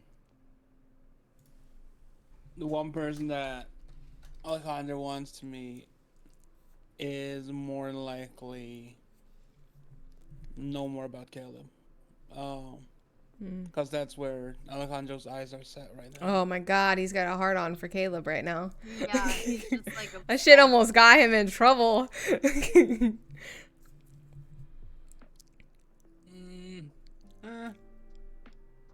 I mean, honestly, the fact that we already encountered a thin blood, I wasn't expecting it. I was gonna ask. That was actually my next question. Yeah, I hope that like we're going to see more of Caleb. Oh yeah. Caleb is just as important in this story as Eden. I'll have you guys know that. Like, Caleb isn't Like, he's not just gone and thrown away. Caleb's going to be coming back, and there's going to be more developed with him as a character. So, yeah, that is something to look forward to. Because he plays a big part in what happened. Well, yeah, of course. Like, he's the one that led this mysterious, powerful vampire that turned Eden into one. You know, into the room and like created all this mess. Exactly. So I'm like, and he's not just a human, because I thought that he was a human, you know, like a Toreador, especially a very powerful Toreador. Throw an enchantment in there, the person is completely smitten, and there you go. Like, that's how you know, pass the guards and all that shit. Yep. Like, again, humans can't really resist any of those mental like disciplines Nope. at all. Especially at a 7th generation, you've perfected your craft of controlling people. No, there's no fucking way. Like, there's really no fucking way. So, like, I was like, okay, that makes sense. You know, he just used Caleb to, like, come through and, like, get in there and, like, get what he wanted. But, like, nope, he's a thin blood. So, he's already part of, like, the world of darkness. Like, he knows what's going on, and like, he's actually the lowest of the lowest scum in this society. And what the hell was he doing with a 7th generation Toreador? 7th generation Toreador. Like, what? Like, and when he told Catalina, I can't answer your questions, I was like, oh shit, something's going on there. Okay, does anybody know what actually was going on there? Well, the thing is, like, I think in that part, like, he had to be, like, under the influence of, like, some sort of discipline, because I know that thin bloods can't be bonded because of their blood, but they can still, like, be influenced by, like, enchantment, for example. It's like a feeling of love. Like, you would do anything for this person. There's several things that could have influenced, like, his mind and his feelings towards this person, especially because this vampire is sold. Yeah. Like Jenna was saying. So, you know. This dude knew what he was doing. Yeah. So, I mean, in my opinion, that's probably what happened. Like, even just the sheer fact that, like, that relationship or that power actually made Caleb not answer, like, a very powerful prince. That was, like, using Daunt to be incredibly terrifying. It was strong. I noticed it. But again, like, I can't say shit. I'm like, you're like, I don't know anything. I don't know what's going on. What is happening? I don't know what's going on. You know? But yeah. It's funny. Yeah. Okay. I thought about it immediately. Like, my mind is always like TikTok, TikTok, TikTok, TikTok. I'm like, I wanna learn so much in game so that I can finally, like, say shit, because I'm like, oh no. Yeah, because in RP it doesn't make it. Hold on. It's fun. It's fun. Is my stream okay? Yeah, I still see it. Okay. I think fine. Just it was loading for me. Yeah, okay. So I'll just let that unfold in character with the story that's gonna be happening with Caleb. But yeah, Caleb is definitely an important character. I didn't want you guys to get the feeling that he wasn't important by how he was being handled and everything. It was just, it's in Catalina's control now. You know what I mean? Like, it's not in your control as a coterie. You kind of don't have any control over what happens to him at this point. But he definitely is important, and Catalina knows that, and Ronaldo made that point. He didn't just say spare Eden. He said, what if they are more important to us? That. You know what I mean? Like, because she was going to kill both of them. And the fact that Ronaldo even stepped up, not just to save Eden, but to save a thin blood, you know, like, that doesn't usually happen. Like, they don't care about those people. You know, if you die, like, whatever. And not that they would have necessarily cared about Eden any more or less, but it's just like, really, a thin blood is like, they're just like a human, basically, in the mind of Kindred. So, They're neither a human they're like a weird or a in-between. vampire. So they're Yeah. like literally the lowest possible thing, because they're not even something that they would even be interested in feeding. So they Yeah. can't even use them as like, Yeah. They're not good as food, and they're not good as kindred, so they're useless. Yeah, so Caleb is very interesting. And it's funny because he was a last minute decision. And because I was like, when I was trying to think about how everything was going to happen with Eden and what the story was going to be, and because I was like, this has to be like part of the main story that you guys are trying to figure out. You know what I mean? And however long that goes on is however long. You know what I mean? It might only take a couple of episodes for you guys to figure out more details. It might take longer. Who knows? We'll see where it takes us. But I was like, what am I going to do to like bring this to a different level of her just getting turned and the person running away? You know what I mean? I was like, that's kind of boring. I want more than that. I want more of a story than just this vampire turning her and then disappearing in the night. So that's where Caleb kind of came in, and he kind of throws a wrench into the whole thing, and you're like, how in the hell does this guy fit into the story? Like, what? I like it, though. Yeah, I was going to ask, my next question was actually going to be a moment that, what did I say? A moment that surprised you or like you weren't expecting. What is a moment that happened that you were like, whoa, I wasn't expecting that to happen? I'm gonna have to think about that one for a second. I know. For me, I just said it. Yeah, for me, it was it was the presence of Caleb. the thin blood, honestly. Like I wasn't expecting it. But again, like that made me excited because I haven't really played with thin bloods at all. Mm-hmm. And like in this new version, they, I mean, are a part of it a lot more. They started popping up a lot more, and you know, developing their own skills as like these half vampires, half humans. So they're interesting. So Yeah.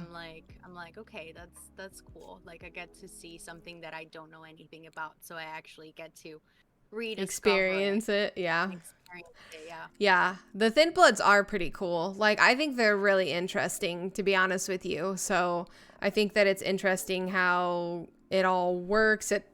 They're like, the variety of thin bloods is insane. Like the amount of things, like some of them don't have fangs, like some of them do. Some of them can eat food. Some of them like can go to sleep. Some of them can go out in the sun. Like the variety that happens with thin bloods is like insane, and you can just create such a unique thin-blooded character that I like fell in love with that, and I was like, this is so dope. I have to like incorporate this somehow, because this is too cool of a character not to create and not to like highlight somewhere along the way, because I know that they're kind of like low of the lows, like no one really cares about them, but they are really cool characters. Like, as like someone who's trying to portray that character, I wouldn't necessarily play a thin blood like as an actual character in a campaign. Yeah, I think it's like ultra hard mode.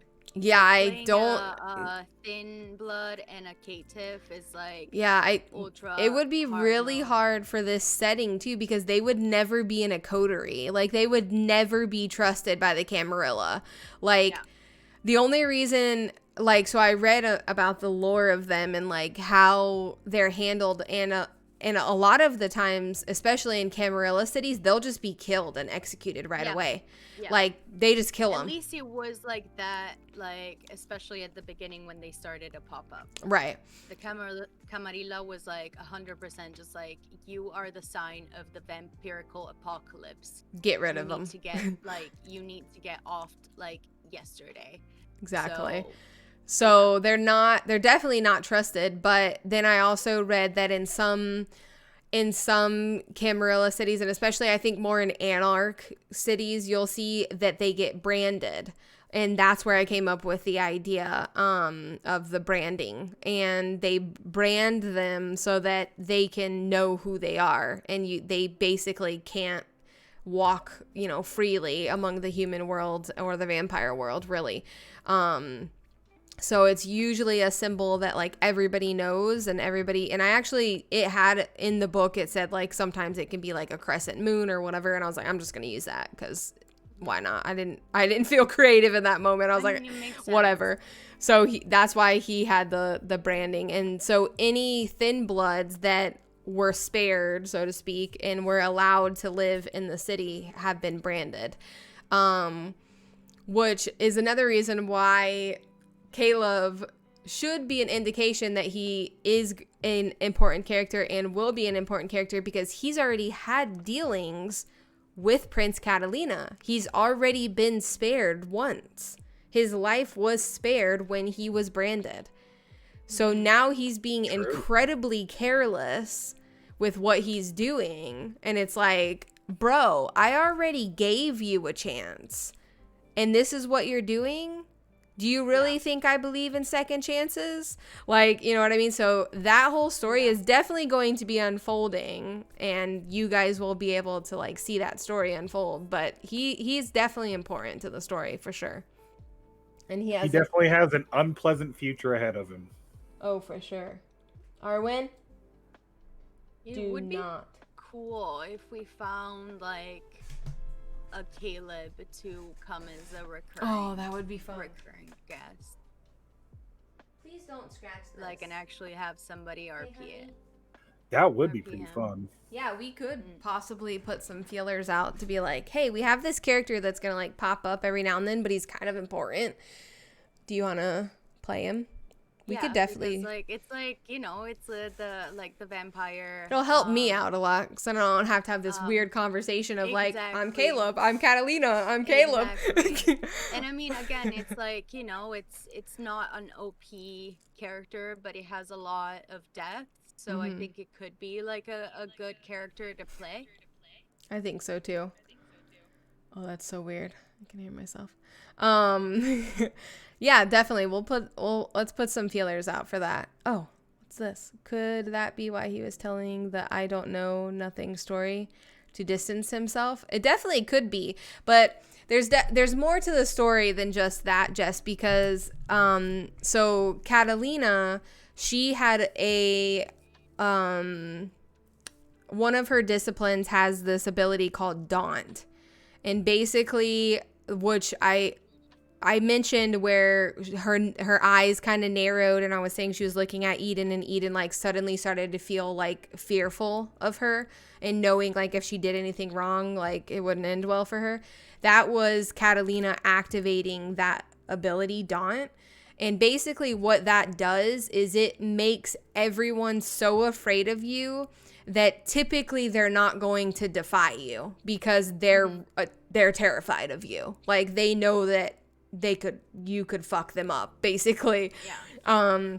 So there definitely is more to it because he, especially being a thin blood, he's not that powerful himself. Like he can't resist this incredibly powerful vampire that's using this discipline against him. So there is more to it than just him trying to distance himself. But that could also, like, he's like, I don't know. But I feel like if he wanted to live, he would have been like, I'm sorry, Prince Catalina, don't kill me. I'll tell you everything. A little more forthcoming. Yeah, like Eden was. Eden was a little bit more willing to give him some information. Yeah. But no, more of the story of Caleb and why he was acting the way that he was acting, and he was directly defying her by not answering her questions, because I didn't go into it, and I wanted to ask you guys this, so I'll ask you in just a moment. But I didn't get into like the whole conversation between Catalina and Caleb because it's really awkward for me as a storyteller to play two characters at the same time. Like it's just, I'm not experienced enough to like do that with ease. Maybe later down the road I'll be able to do it a little bit better and more smooth. But I tried to convey to you guys that he basically was interrogated by Catalina. Like, it was like a, I didn't say how long it was, but it would have been like an interrogation. She was interrogating him, asking multiple questions, trying to get information out of him. And the entire time he was being just resistant, not answering her questions and things like that. So he was being very defiant in that moment, and which is not something that is common for that to happen, especially with her stature. Stature? Is that the right word? She's scary. She's scary without Dawn. She's just a powerful person in general, not just because of her title. But one thing that I wanted to ask you guys as players and viewers too, because Jess, you were there for the entire time, so you can give me some feedback. For situations where I'm interacting with two like storyteller characters, do you guys care if I just give a description of what's happening and like a little dialogue of the conversation that they have, or do you want, like, which one do you enjoy more? Like, obviously I'm sure you would enjoy hearing the actual like back and forth, but right now, like I said, I'm not super experienced in that. Like, I've never played two characters at the same time. That's not something I've done. Difficult. It's something that I'm going to have to refine. So I think for now, I would rather just like give you guys a little description of what happened, like a narration. I think it would be probably best for you too, so you don't lose your mind, honestly. Yeah. And, you know, if we're having like a singular like interaction with one character, then you can totally RP it. Yeah, of course. But if the That's two easy. or three NPCs are like, you know, having a discussion, I think it would be probably better for just a description. And not necessarily a conversation with you guys, because even that, like, I can kind of separate in my mind easier because there's like another person interjecting, you know, so I can like switch between if I'm talking as Colette or if I'm talking as Ronaldo or whatever. That's easier for me. But if it's just me, like, for example, like Caleb and Catalina, that was just me. There was, you know what I mean? So I'm just like, it felt really awkward for me to like switch between these two characters I was trying to portray.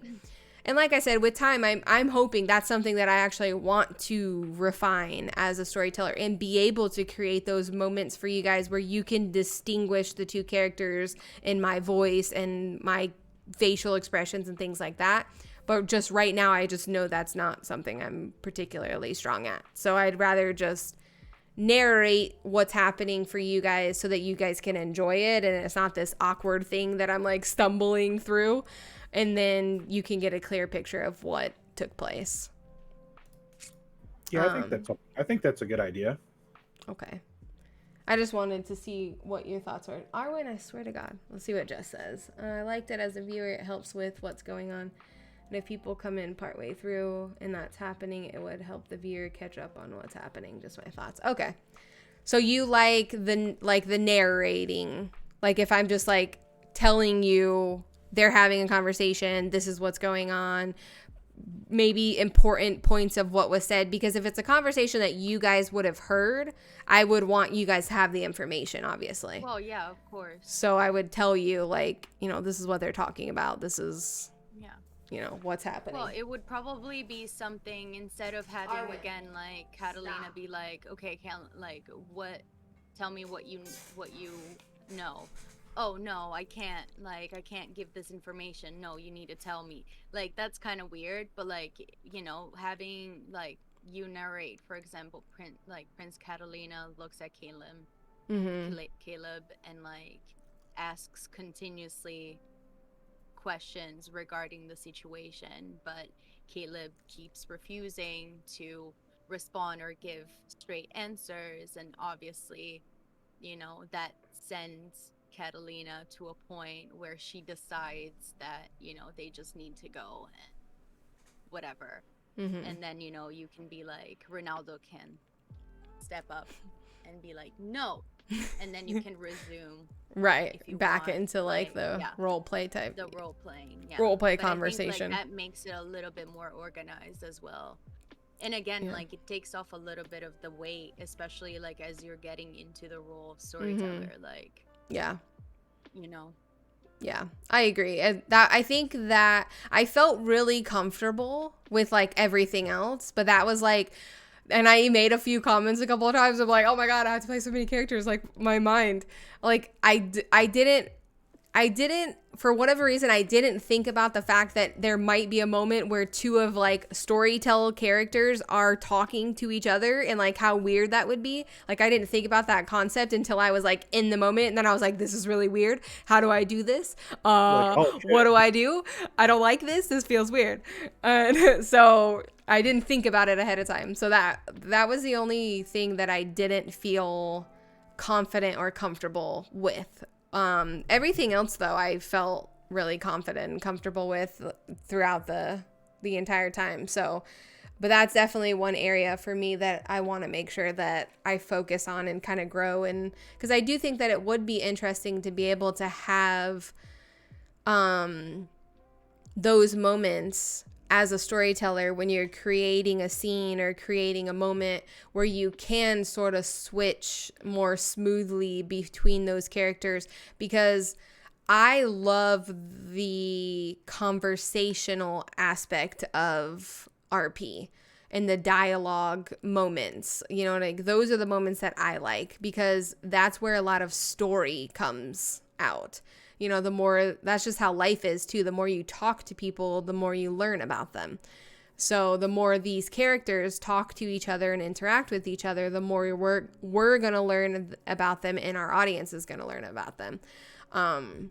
So I really like those moments. So if I can get to a place where I feel comfortable creating those moments with storyteller characters, then that's something that I want. So it's just something that kind of like a goal of mine to focus on. Okay, I don't think everyone answered the surprised question. I think we only got to one answer. So that's okay. Okay, I've got one. I answered earlier. Yeah, Caleb. Yeah, Memzi and Steve need to. Steve did. Looking back on it, I should have saw it coming, but I didn't. And when it happened, it took me by surprise.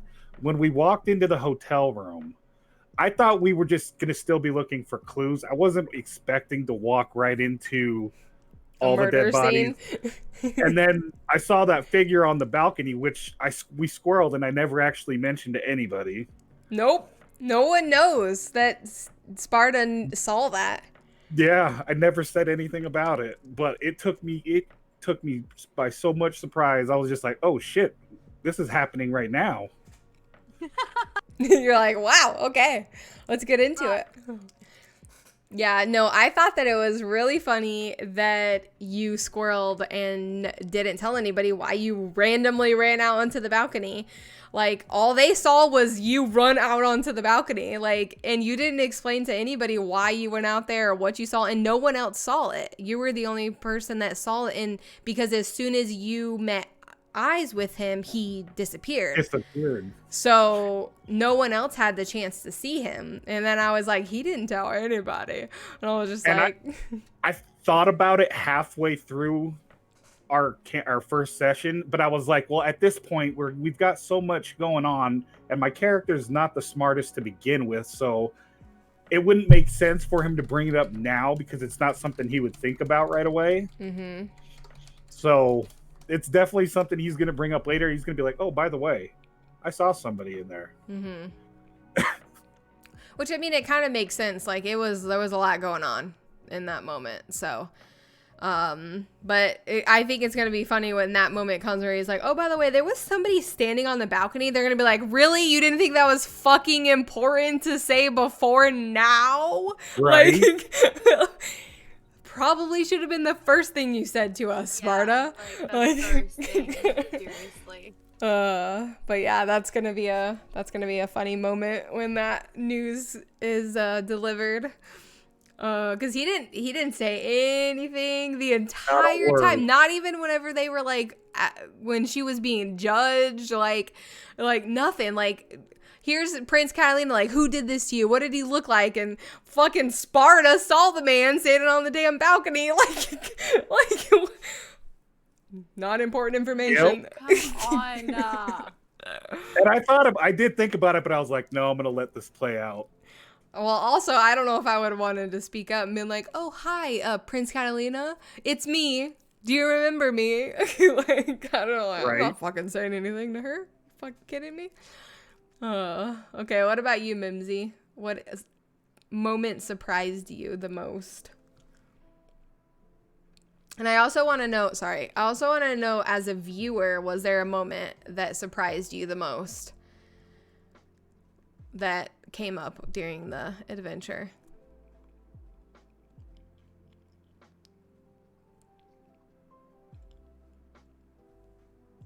I mean,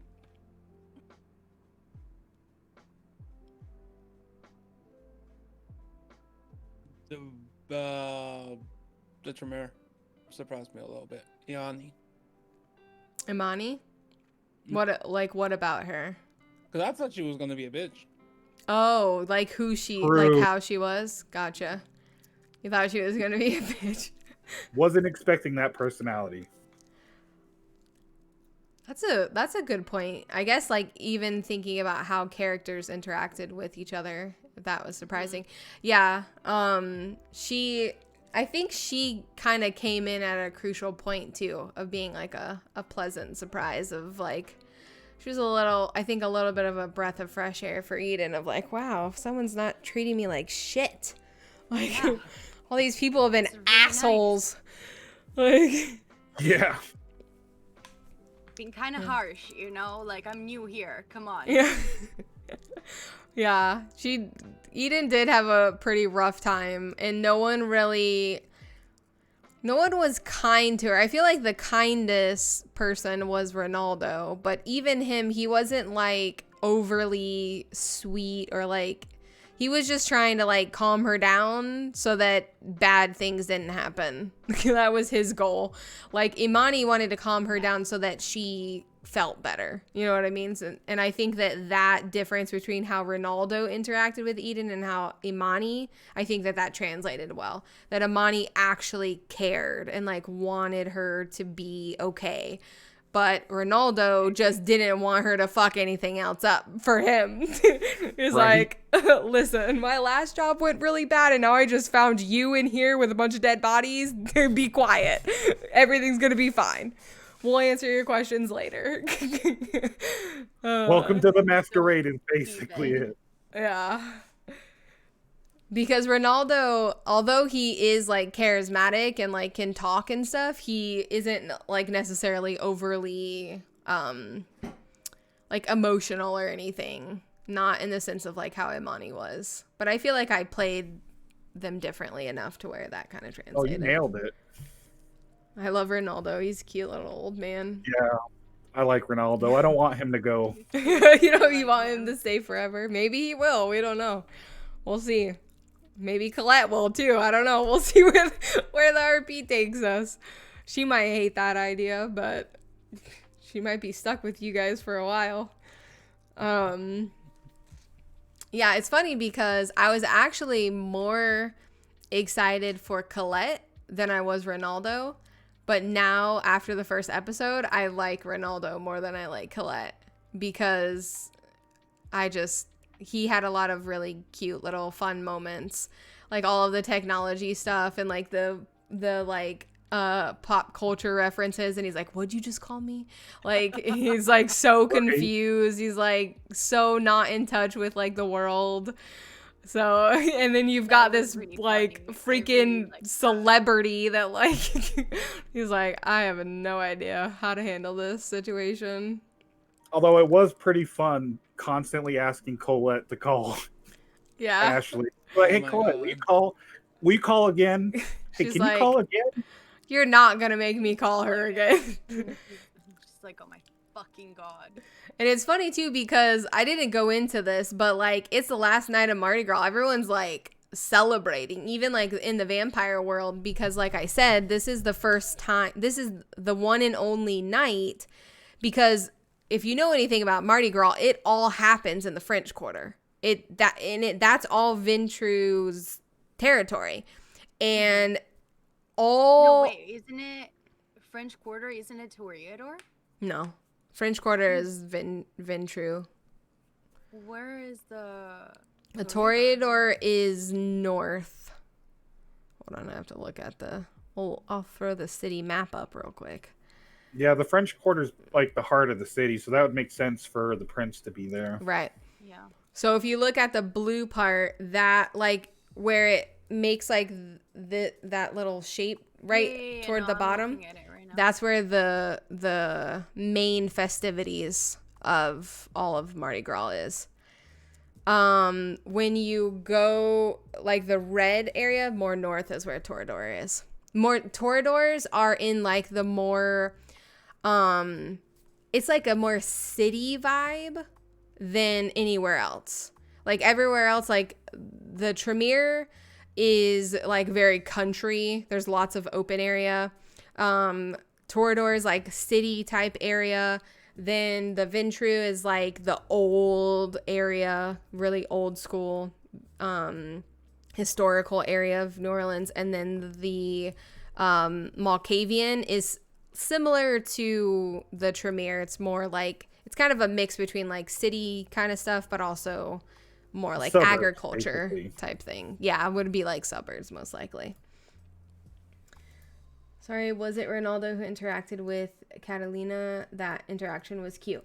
Yeah. So Ronaldo, are you talking about when he was like, don't kill Eden? I think that's what you were referring to. But yeah, he's actually the only one that spoke to her. Yeah, other than Eden. So yeah, he's the one. Ronaldo and Catalina have a really good friendship. So that's the only reason he probably felt like he could really speak up in that moment without being like, I'm defying you. Because it wasn't that type of attitude. It was like, may I present myself to you? Like, is it okay if I speak? Please. Yeah. Yeah. Yep. There was no way in hell I was gonna say anything to Catalina. Yeah, no. And Alley Cat, hello. Welcome. We're just talking about our last RP session for Vampire Masquerade. What was I about to say? Don't remember.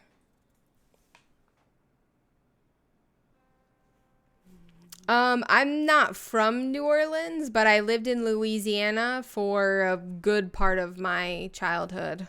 Oh, my camera's doing that thing. Why does it do this sometimes? Yeah, I don't know. Mine was doing that like the other day. I fixed it by like turning off and turning back on the thing, but you know. Yeah, my dad was in the military, and so we lived on base in Louisiana, but we visited New Orleans like all the time.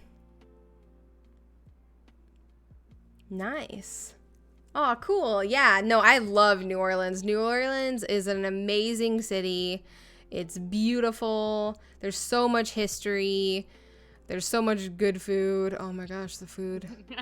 I would pay like so much money right now to have food from New Orleans. You don't even understand.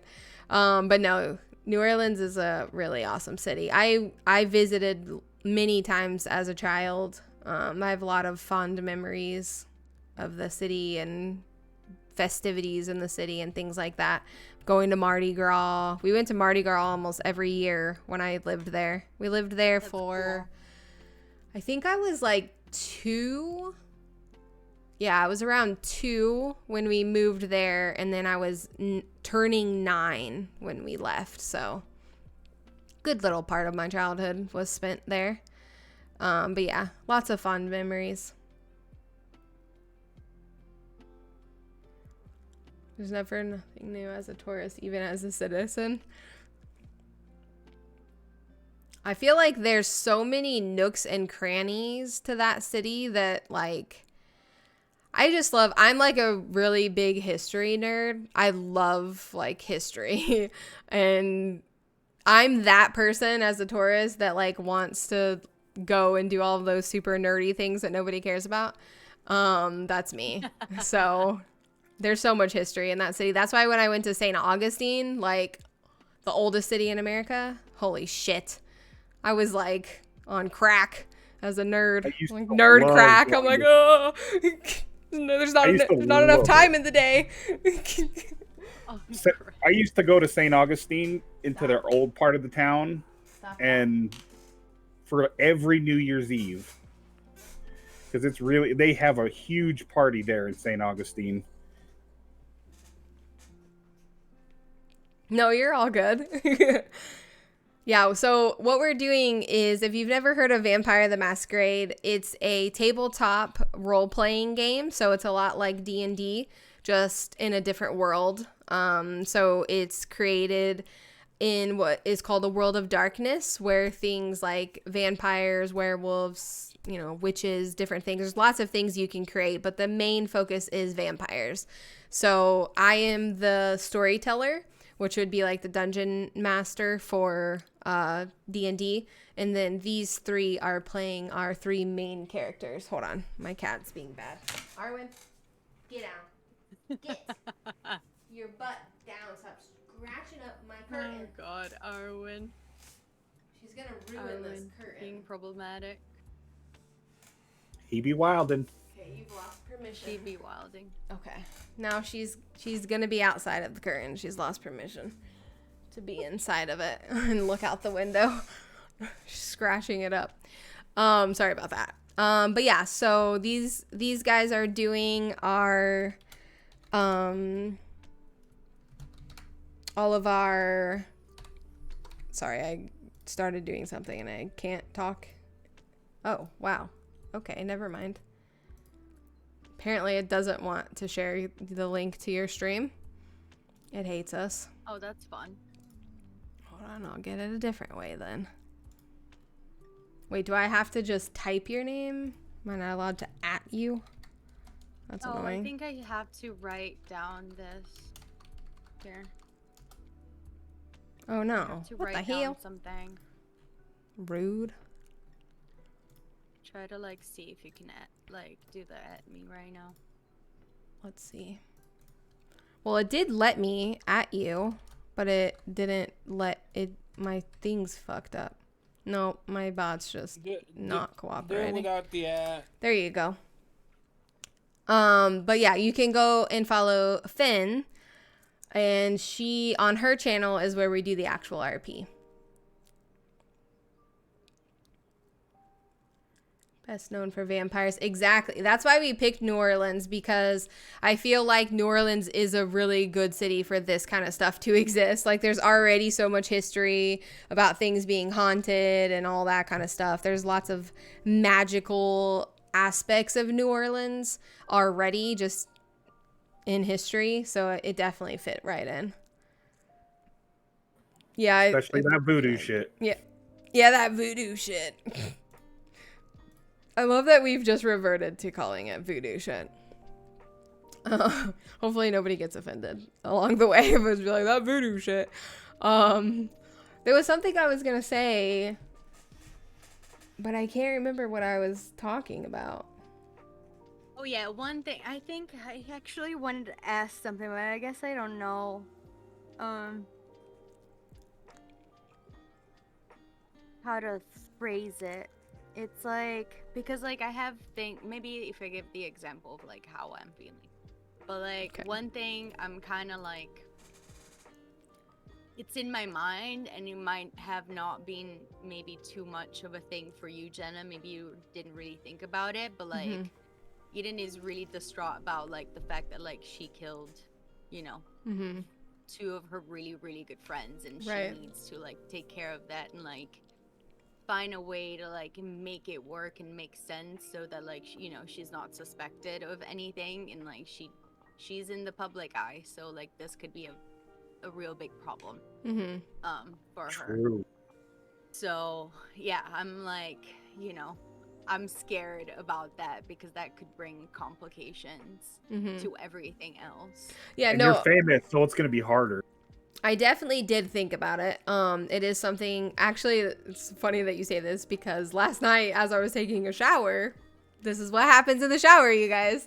I was thinking about this very subject and what is going to happen as a result of these two people, because as we know, the way that we left things with Eden is she called her manager and was like, hey, I'm going on one of them creative vacations that I go on, and I'm going to go disappear, but I've got my two friends with me. She explained it that way. And those were the two friends that were killed at the hotel. No, I said that we were out of town together that night. And then that okay. So like so they didn't go with you.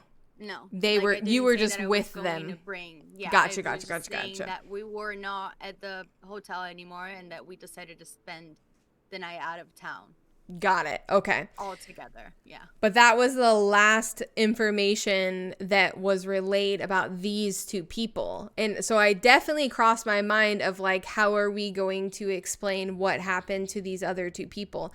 But that's something that you guys are going to have to figure out. And that is something that at the end of the episode, you said, I've got to like come up with something like I killed my friends. Like, and she wants to honor them in a certain way. I'm assuming by how she was acting. She's like, I care about this. And Ronaldo was like, it's fine. Like, we'll talk about it. Let's just go home. We'll figure it out later kind of thing. So it is something that you guys as a group will have to revisit. And I think that whatever the story is going to be will kind of unfold through that conversation that you have. One thing that I thought you were going to do, but then Jenna kind of had Colette step in. When I handed you the phone and just walked off, I thought you were going to call like a bunch of other people too. No. At that point, she needed to make a point. Like, especially because Alejandro, like, just went so, like, hard on her. She was like, this is serious. Like, I'm not here to, like, joke around. Like, I'm past that phase, you know? Like, I'm not gonna, like, put more shit in this situation and, like, make it harder for myself and everybody else. Like, we need to, you know, this is, like, time for work and, you know, put aside certain things, so... Yeah. I think that's where she was coming from. That and moment, plus, like, Colette was there. Right. That moment that you were afraid of, I think would have happened in the hotel if you hadn't have watched her send that text. That is when that moment would have happened of her like saying something she probably shouldn't have said. Yeah. That moment would have happened earlier in the night. But I think by that point, she was kind of like, she's kind of in the process of accepting what happened to her. And she's like, this is kind of the reality of my situation. I can't change it. Nobody I can call can change it. This is where I'm at. And yeah, like she said, Colette was present. She was giving her space, but she was close enough to be like, if you start saying something that you shouldn't say, I'm going to hear it. And be able to know that you did that. So yeah, I didn't see that moment going sideways. I saw that moment happening earlier if you guys weren't careful. Yeah. With her phone and different things like that. Definitely saw, because she was so freaked out that it would have been justifiable to be like, something bad happened and these people showed up at my hotel room and now they're trying to get me to go with them. Like, I don't know what's going on. Help me. Like, that moment very well could have happened if you guys hadn't been like close eye on her. So yeah, that's why I was like, is anybody watching her? It's like, guys. I think I also asked too. I was like, is anybody watching me right now? Everyone was kind of preoccupied. I don't think they thought about it. I am. Yeah. And I'm like, I am now. What you doing? Nothing. Yeah. That could have been gone sideways. Oh, there was one thing that I did want to ask is, obviously it's like really, really, really early in the story. So there's like lots of things that could happen and, you know, we're just getting started. But is there anything that you guys want to see happen as players? Obviously, like, this isn't, I'm not asking, like, as a storyteller to be like, yeah, that's a good idea, I'm going to do that. But I'm just curious because I think we all kind of have ideas of little stories in our minds of what we want to happen. It doesn't have to be something with your character necessarily. It can be other characters. I'm going to take a bio break because I need to. Okay, really go fast. for it. You can think about your answer. I'll think about it.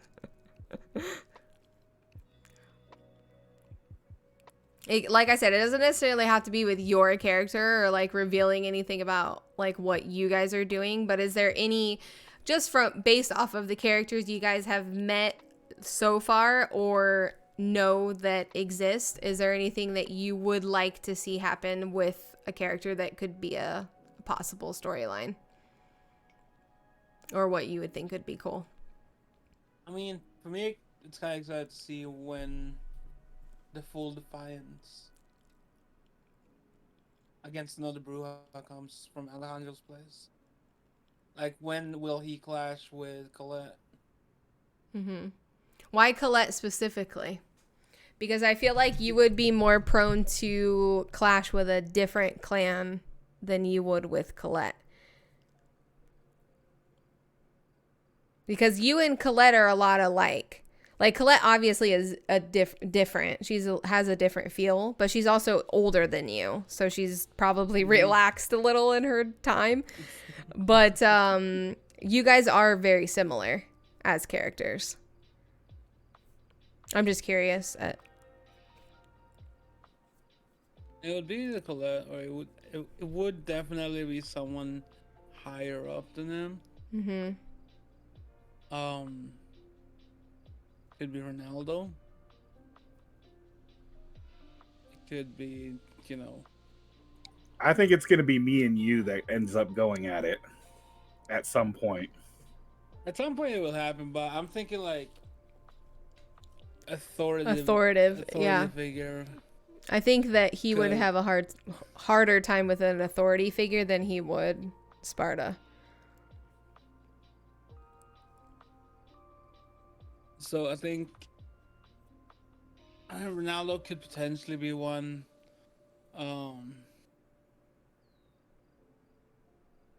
It's just so difficult to say. I think that I wasn't. All right, guys, what's up? Hello?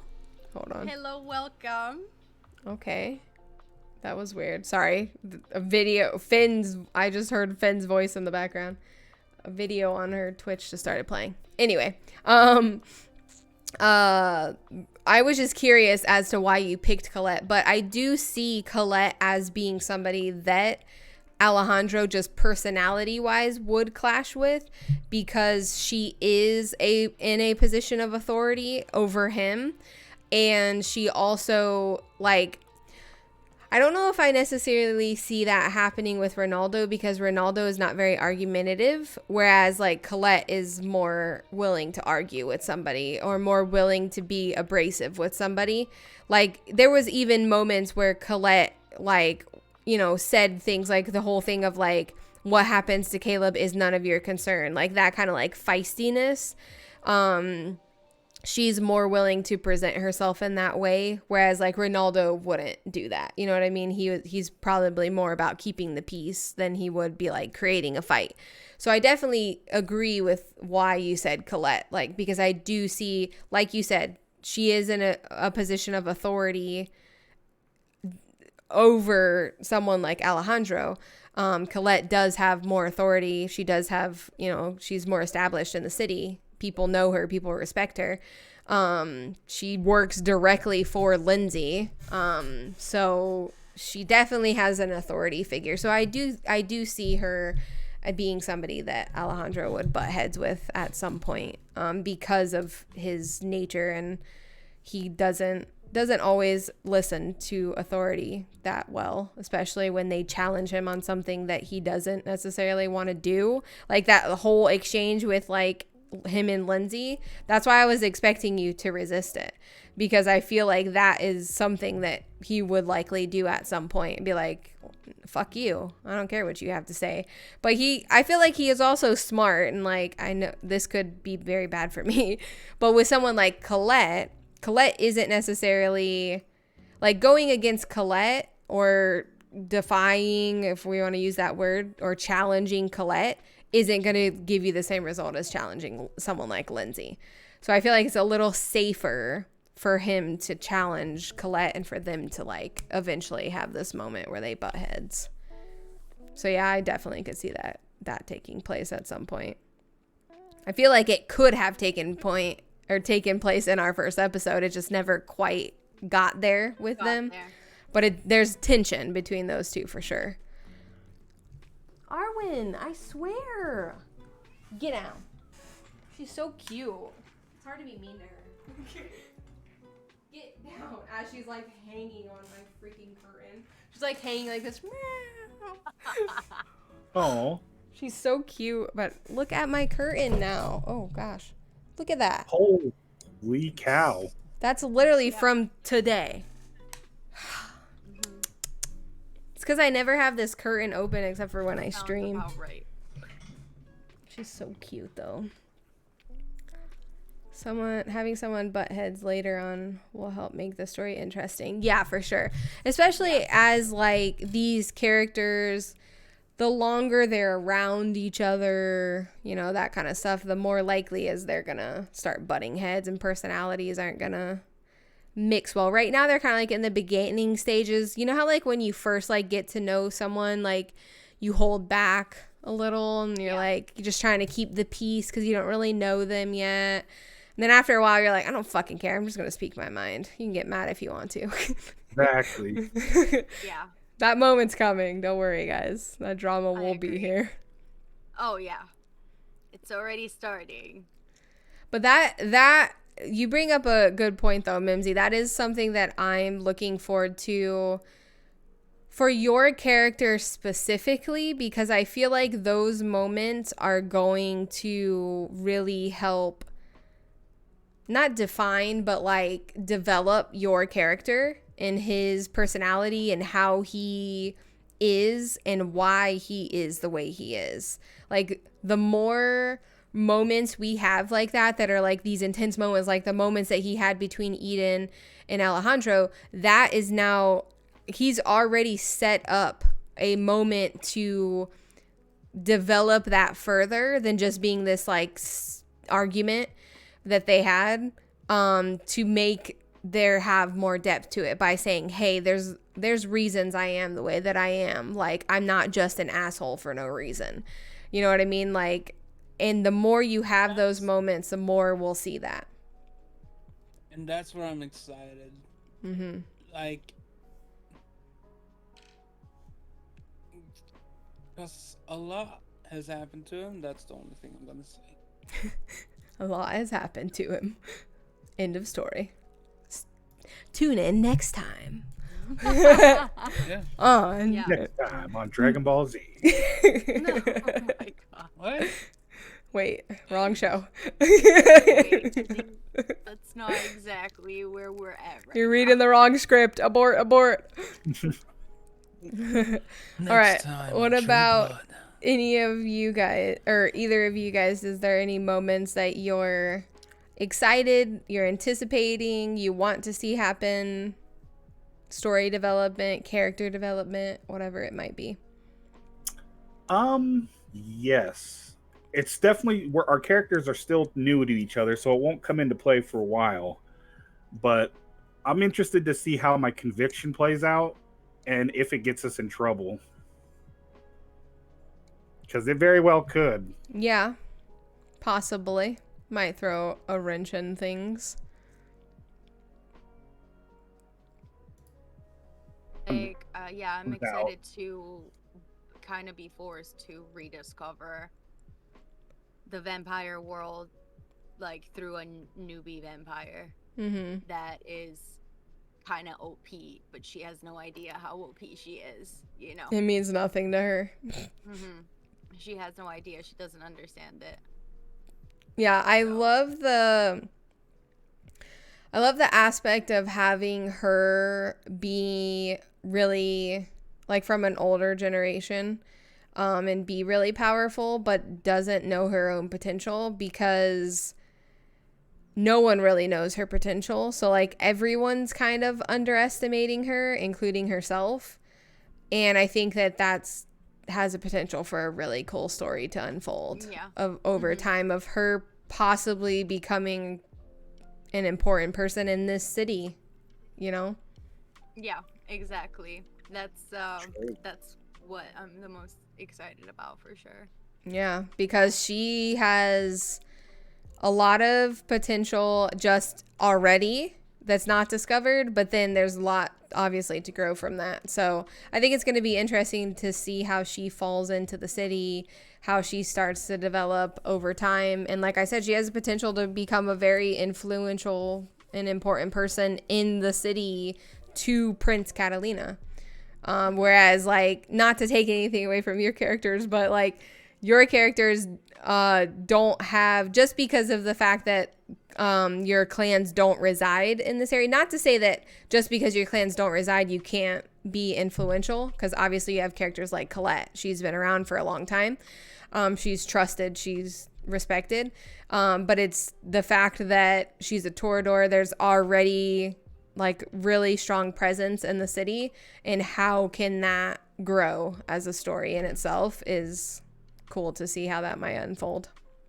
Yeah, for sure. I agree. Yeah, it's definitely, I'm excited for everyone's story to unfold, but I'm excited to see how they unfold together. Like, that's what I'm excited for. Like, because all of you guys are so different. Like, each of your stories are so different, and like just your characters are different. So seeing how you kind of fall in place into this city, and you know, who's to say that you're gonna stay in the city? Because that's another thing, is like, just because we're starting out with these characters and in this setting and in this city doesn't mean that, hey, Arwen, why are you being mean to him? Sorry, I'm getting distracted by, she just like went over and slapped Took on the head for no reason. He was just laying there sleeping. That to her all the time, though. Yeah, you're right. Like, I feel like Marla sometimes like rebels too. She goes there and like, It's like, you're allowed to do this, whack. I'm gonna do it too. Exactly. Come here, Arwen. Leave him alone. He's much bigger than you, and he's gonna hurt you if you make him mad. Just be nice. Anyway, I don't even remember what I was saying. Oh, you guys as individual characters, but like developing all together is gonna be really fun and interesting to see. I'm excited for that. I think I'm excited for your stories more than like anything that I have planned, because another thing is like the stuff that I have planned, as I'm like, I don't know how long it's gonna take for this storyline to be over. You know what I mean? Like this whole thing with Eden and this storyline that we've created in this first episode, that could end next episode. We don't know. You know what I mean? We don't know what kind of information you guys are going to find, where this RP is going to take me to like revealing things.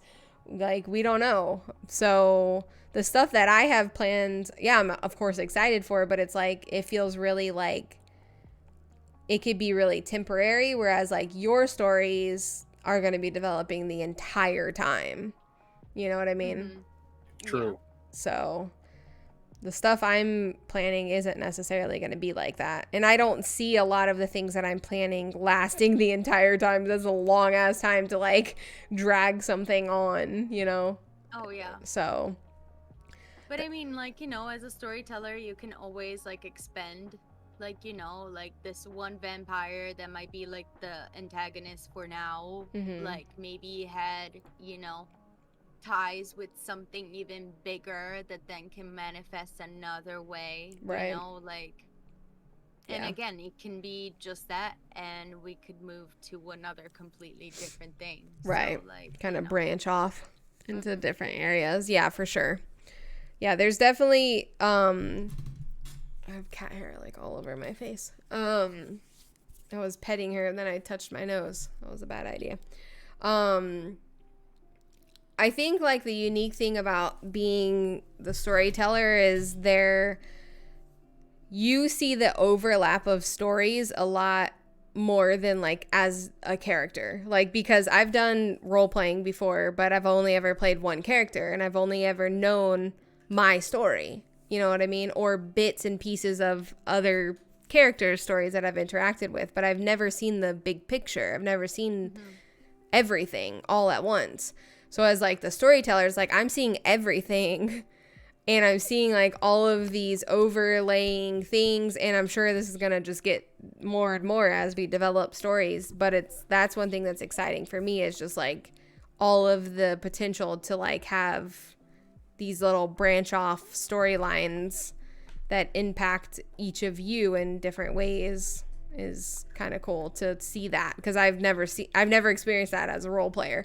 Like I said, I've only ever seen my story and maybe how it might be impacting another character if I'm like close to that person or something, but that's it. Like I'm limited to the knowledge that I have.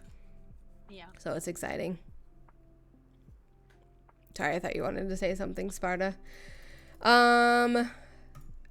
We don't have any questions, right? Other than Jenna's, but do we want to answer Jenna's? I don't think Jenna's here. I mean, we could answer and tell her that she can watch the VOD. At the end of the VOD, there's like an answer to that. I think like it's fairly straightforward at the end of the day. I don't think it's like super complicated. No, it's not. Yeah. Convoluted like topic about like, you know, vampire blood power. Yeah, you can go ahead and answer that if you want to, Finn. Well, I mean, it's just like the closest the generation to the first generation of Cain, the more powerful the blood is, because it's like pure. And also with time, vampire blood also like increases its own potential power, because it thickens and like it becomes, I don't know, pure, or it purifies itself over and over and over again. So, you know, as a vampire, technically what happens is you can activate more than one discipline at the time, because you can spend more than one blood point per round.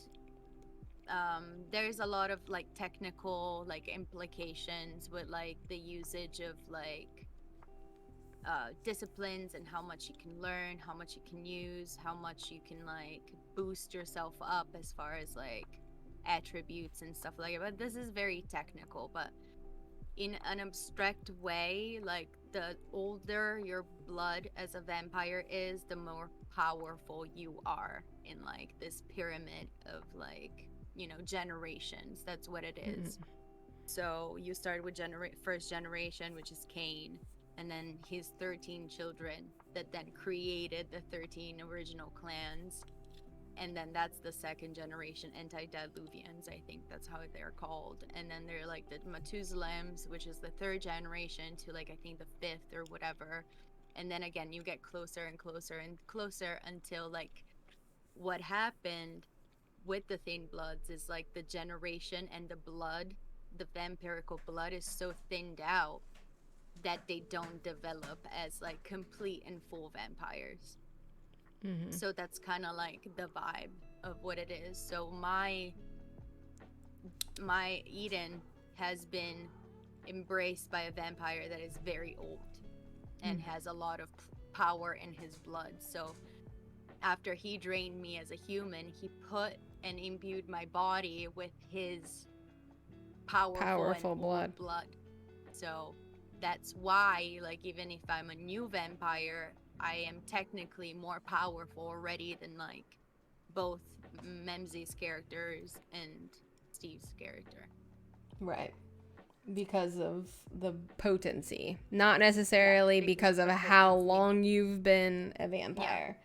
Like that does play a part in it, because you do get stronger over time. Yeah. But your generation, there's right. You can't go over a certain amount within your generation.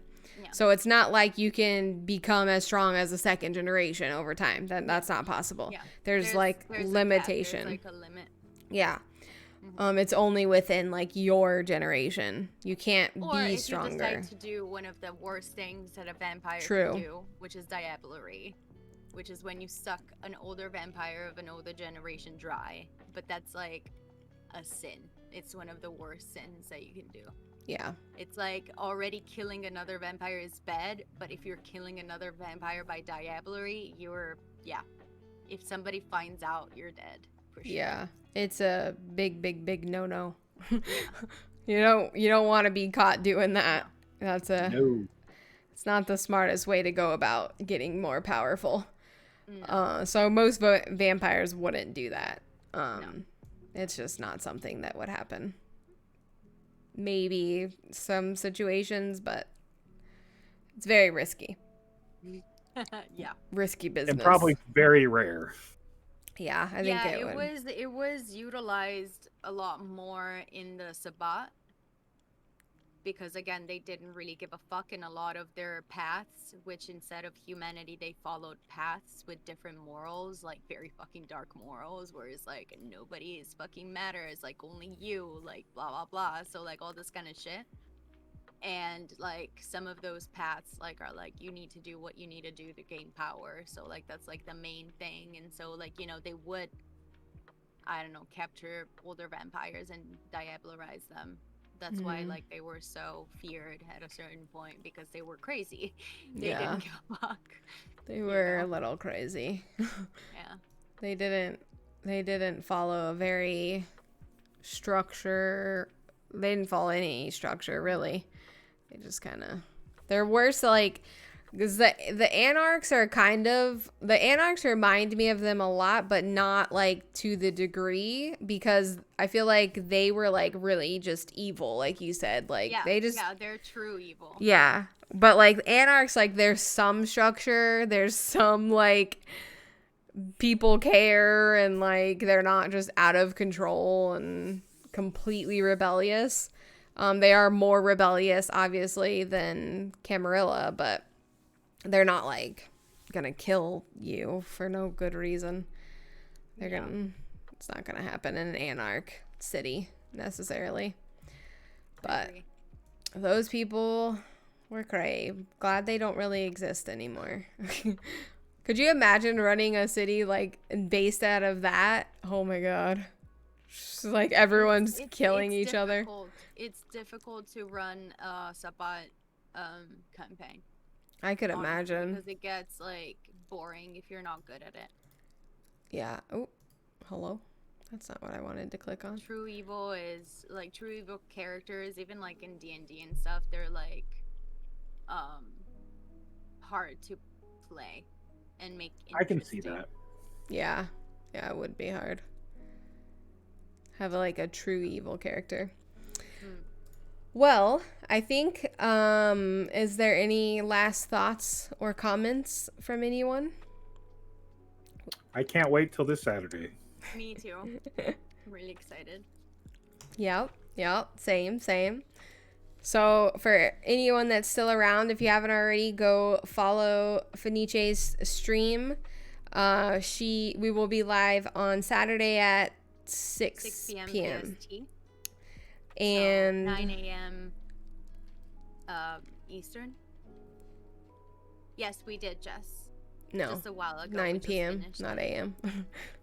Yeah, 9 p.m.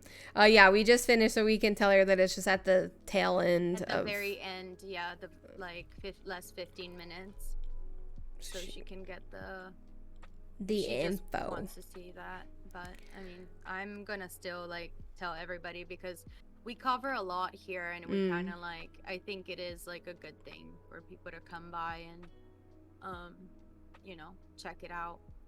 Yeah, afterwards. I think so too. I think that we go a little bit in depth with different things, and they can get a better idea for the stories and characters. If you want, like, we could do, like, I will go ahead and do a rerun like 6 hours before next Saturday. Maybe you can do a rerun every time, like before it's impossible, but maybe the day before, like on Sunday afternoon. Yeah. You do the rerun of like the recap or something. I don't know. Yeah, I could do something like that. We're also going Or to maybe get before like the actual thing, maybe like Friday. true. Like That Friday would be a night, good you idea. just like Yeah. do a rerun of this one. So then they can and watch this and relink then it. go in. Yeah. Mhm. Another thing that we have planned, it's just not set up yet, is we do want to get a YouTube channel that we can just funnel all of these episodes over to so that they're all in one place, because right now we're going back and forth between these two channels and it can get a little confusing. So we're going to make a YouTube channel that's just for everything we're doing here with this campaign. And all of the videos, including the podcast, will be over there. So that'll be coming soon, and that'll be a really easy way for people to catch up on things to and catch up. Yeah, if Yeah. they have missed it, or if the VOD Yep, the VOD is not available anymore. exactly. Because I do have Prime, so like it does keep the VODs for a month instead of 2 weeks. Right. But at the same time, like after a month, it's gone. Exactly. Yeah. So YouTube they'll be there forever until we take them down. Forever. Alrighty, well, Stay there forever. that's all I think we have for today. We talked about lots of different things. Hopefully you guys enjoyed.